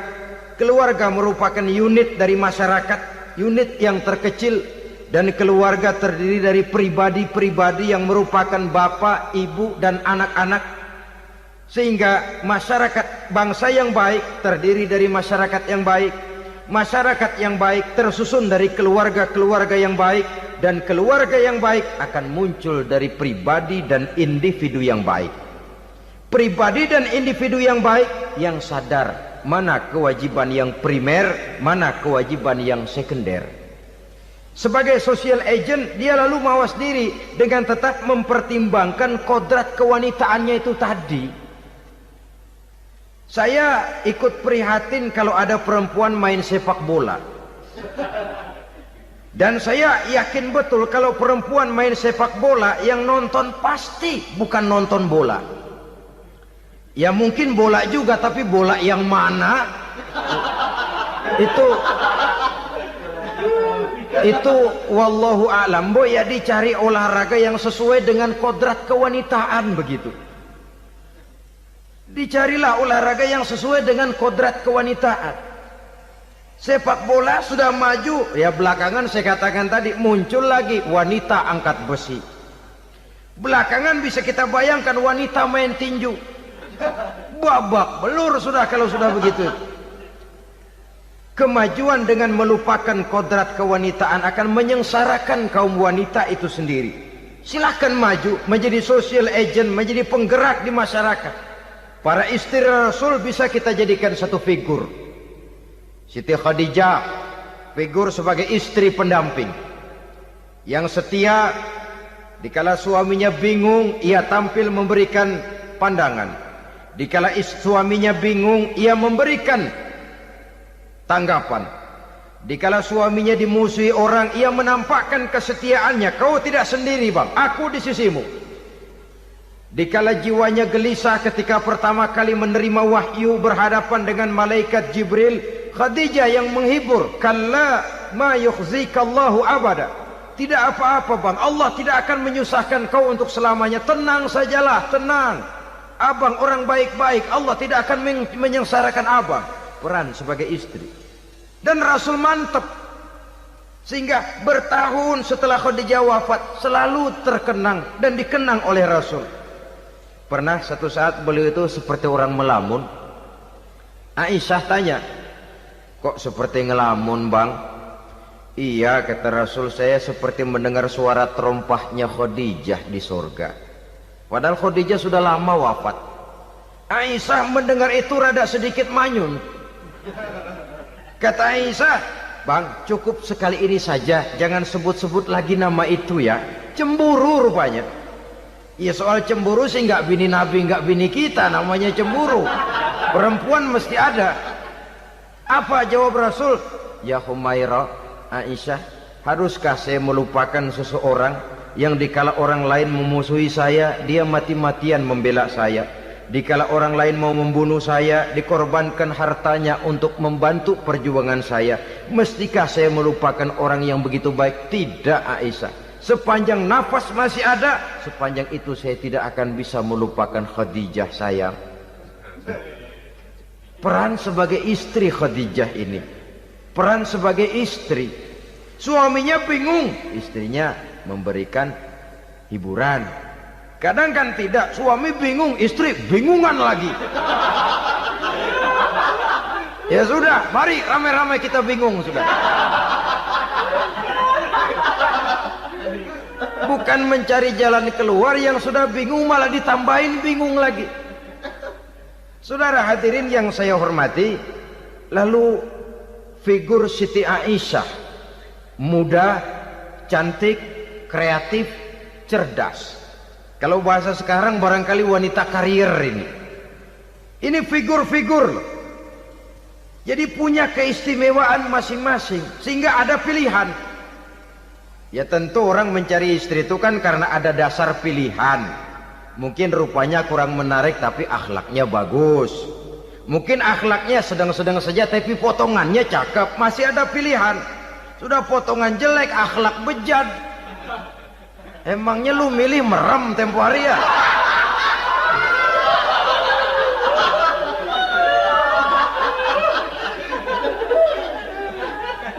Sudah nggak ada pilihan apa-apa. Lalu ada istri yang punya keistimewaan karena sifatnya yang sabar, ada yang wataknya itu pemurah, ada yang sifatnya itu belas kasih. Pendeknya, dari istri-istri Rasul kita bisa menemukan figur-figur wanita teladan. Sehingga keliru kalau kaum orientalis barat mengatakan Rasulullah itu katanya sesungguhnya adalah seorang seks mania, istrinya banyak. Oh ini memang bajingan ini orientalis ini.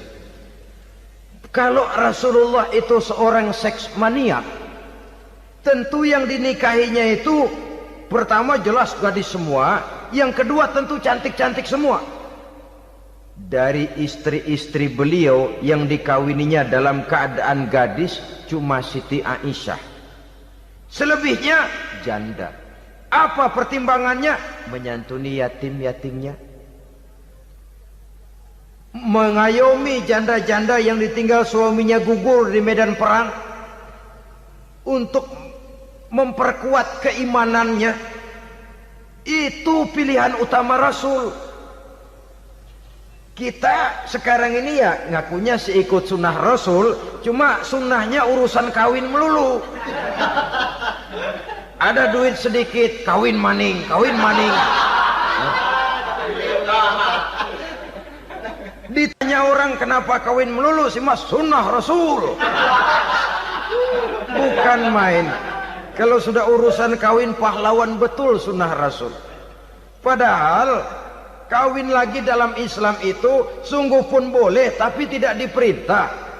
Tidak diperintah, memang cuma boleh. Itu kalau dalam pesawat itu cuma semacam emergency exit lah ya. Yang tidak boleh sembarang waktu bisa dibuka. Kalau memang sanggup berlaku adil, tafadhol. Kalau tidak, satu juga nggak habis. Lagian saya kira perempuan itu kan cuma perbedaan rupa saja, perbedaan selera saja. Seperti singkong dengan sate, bedanya kan cuma di tenggorokan. Kalau sudah masuk ke perut, kenyangnya kan sama. Perempuan cuma berbeda dalam selera, rasanya barangkali ya, barangkali.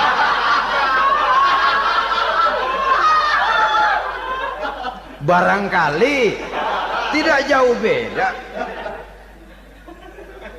Saudara hadirin, nah Islam ini mengatur lewat pintu yang dinamakan nikah itu tadi, sehingga dengan demikian bisa dinikmati secara tenang, tentram. Tidak usah manusia ya, kucing saja. Coba lihat kucing. Kalau ikan dia boleh nyolong, kucing itu boleh curi, makannya nggak tenang kucing. Coba lihat ini. Asal dia nyolong ikan, makannya juga mindik-mindik, matanya nengok kiri nengok kanan, ada sedikit gerusak kabur. Secara nalurinya kucing tahu kalau ini ikan curian, makannya nggak tenang dia. Tapi kalau ikan kita kasih, kucing anteng, geledek juga nyamber, manteng aja dia. Nalurinya mengatakan ini ikan dikasih sama yang punya, tenang dia. Saudara hadirin yang saya hormati, orang juga gitu. Kalau hubungan suami istrinya sudah sah, diikat dengan akad nikah, tenang, anteng, nggak gerasak gerusuk, nggak kayak diubur-ubur maling, anteng aja. Dan yang ngintip juga gua cuek aja udah. Biarin aja dia ngintip, capek sendirilah.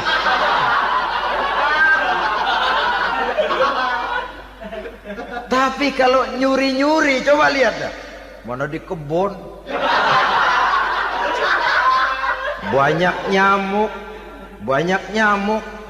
Hansip mukul tiang listrik, dia yang bingung. Islam ini sesungguhnya memudahkan jalan, saudara-saudara. Jadi sebagai social agent, wanita bisa berperan untuk itu.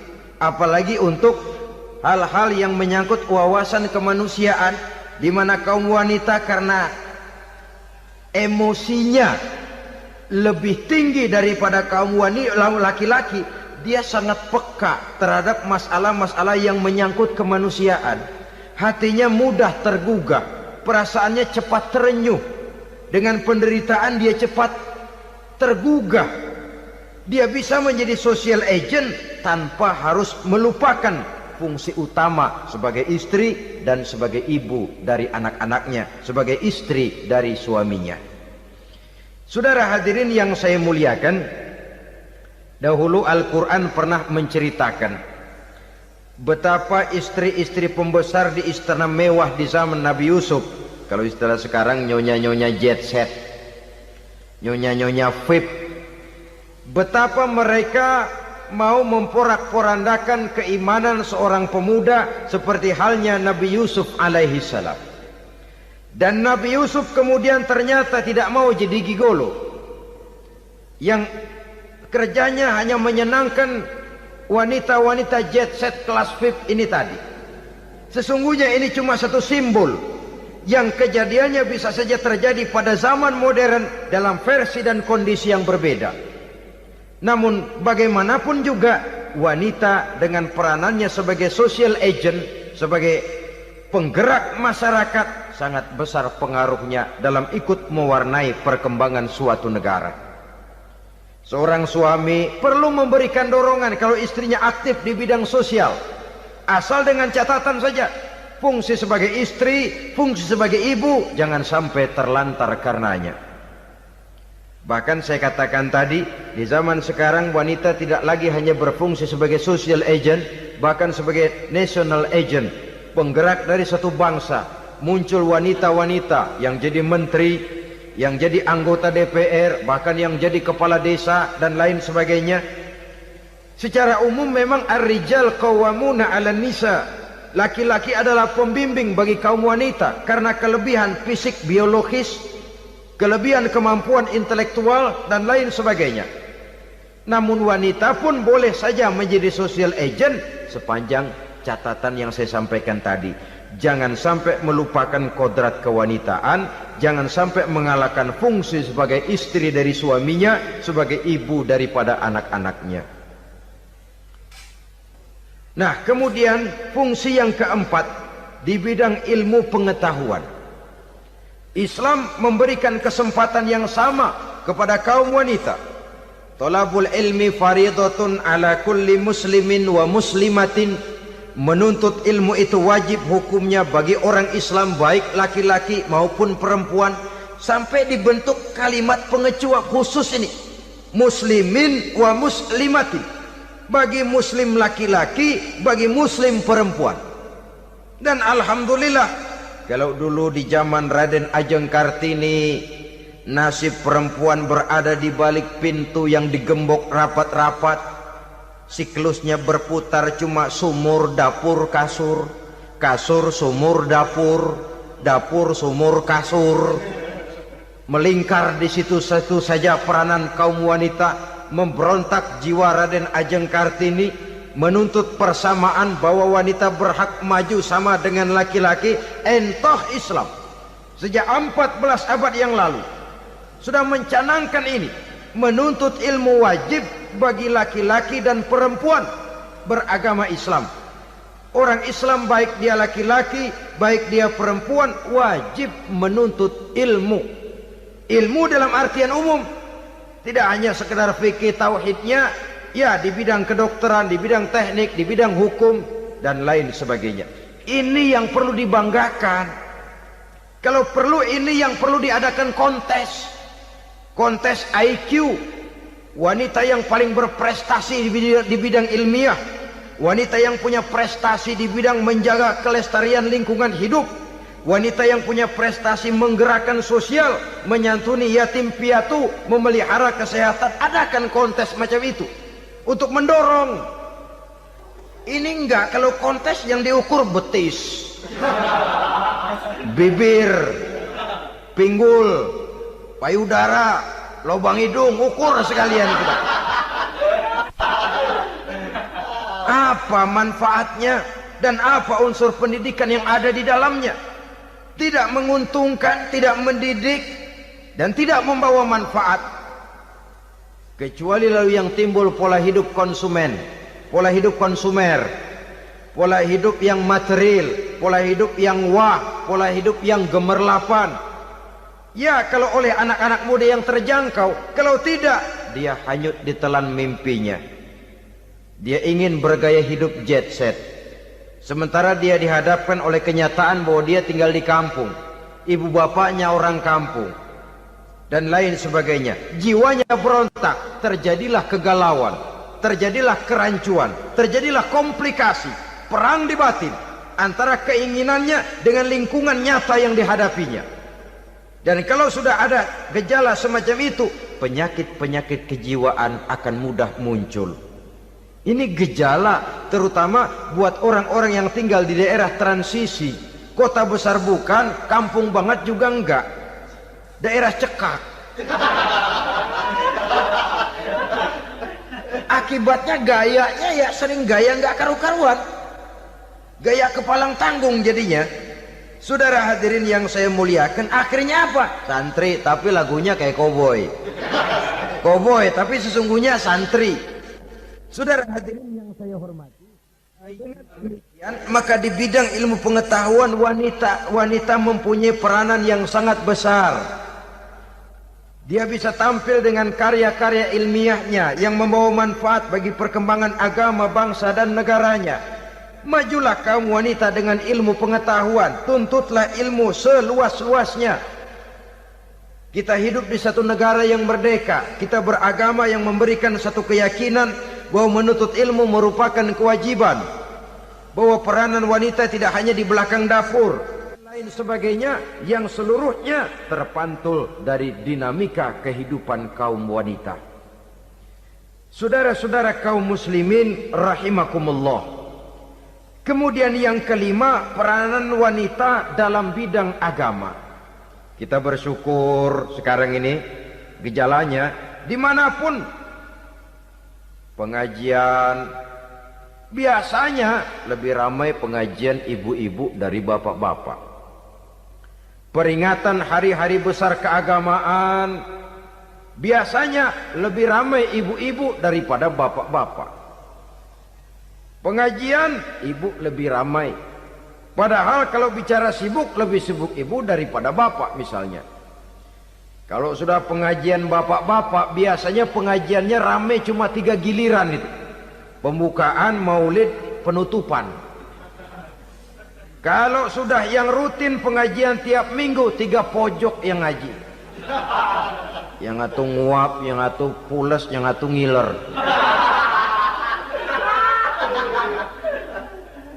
Saudara hadirin yang saya muliakan, ada badan kontak majelis taklim yang merupakan wadah daripada kegiatan ibu-ibu. Ada Ittihadul Muballighat, Persatuan Muballighat. Ada persatuan para asatiza, dan macam-macam lagi peranan ibu-ibu di dalam kehidupan beragama. Tapi sesungguhnya harus dimulai dari bagaimana si ibu mewariskan jiwa agama kepada anak-anaknya di rumah tangganya. Kalau itu gagal, dia mau melangkah ke masyarakat, dia sudah gagal sejak awal sesungguhnya. Keberhasilannya dia menata masyarakat akan mengakibatkan dia nanti bernasib seperti Nabi Nuh. Berhasil mengajak beberapa orang kafir mengikuti ajarannya, tapi gagal mengislamkan putranya sendiri Kan'an. Bukan tidak berusaha, tapi memang Allah sudah menghendakinya sedemikian untuk menjadi contoh buat kita semua. Yang penting orang tua berusaha dan berikhtiar. Kalau sudah berusaha dan berikhtiar, anak ternyata memang sulit diurus, barangkali memang fotokopinya Kan'an tuh anak. Ya orang tua kalau sudah berusaha, ya tawakallah. Jangan belum berusaha lalu berkata, jangan anak kita, anak Nabi aja ada yang bengal. Ngajar tidak mau, mengajar anak tidak mau, mendidik anak tidak mau, lalu mencontoh Nabi, salah kaprah namanya. Kaum wanita bisa berperan di dalam agama. Ketika Rasul hijrah, itu kan beliau tidak langsung ke Madinah. Dari Mekah itu beliau mengambil jalan arah ke kiri menuju Gua Sur. Ini dalam strategi militer punya makna sendiri. Jenderal yang ulung, ahli strategi militer ini. Di Gua Sur sana beliau tinggal 2 hari 3 malam. Siapa yang membawa makanan ke Gua Sur? Siapa yang menjadi kurir untuk mengintai kegiatan-kegiatan Quraisy setelah Nabi berangkat hijrah? Asma, putri Abu Bakar Siddiq radhiyallahu anhu. Jadi kurir, jadi spion, membawa makanan untuk Rasul dan ayahnya di Gua Sur. Ini peranan wanita. Di tengah bahaya, di tengah keadaan posisi terjepit, Rasul di dalam gua, diamatinya keadaan Quraisy, dilaporkannya kepada Rasul. Jasa seorang wanita bernama Asma, putri dari Abu Bakar Siddiq radhiyallahu anhu.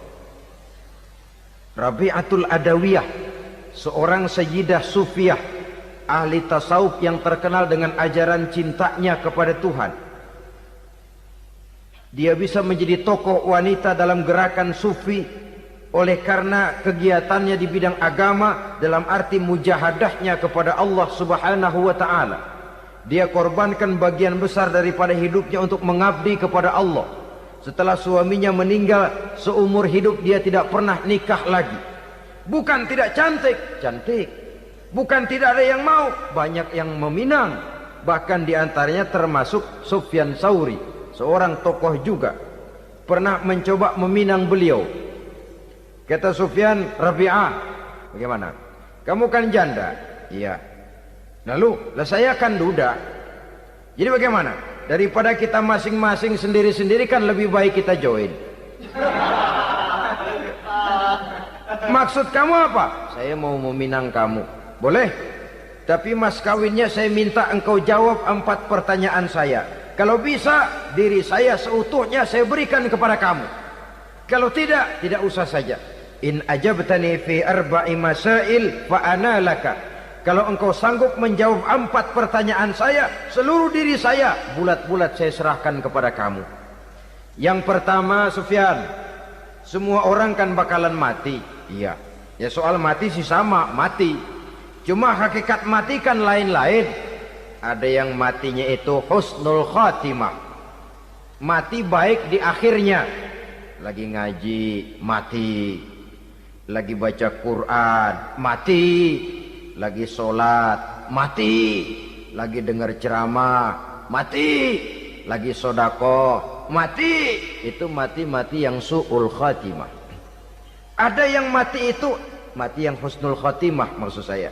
Ada mati itu yang disebut su'ul khatimah, jelek di penghujungnya. Lagi nyekek botol, mampus. Lagi banting kartu, plak plak, habis.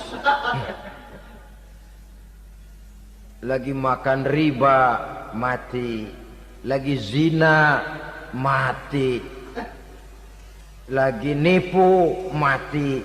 Kira-kira kalau saya nanti mati su'ul khatimah apa husnul khatimah? Loh, saya nggak tahu, kamu mati saja belum.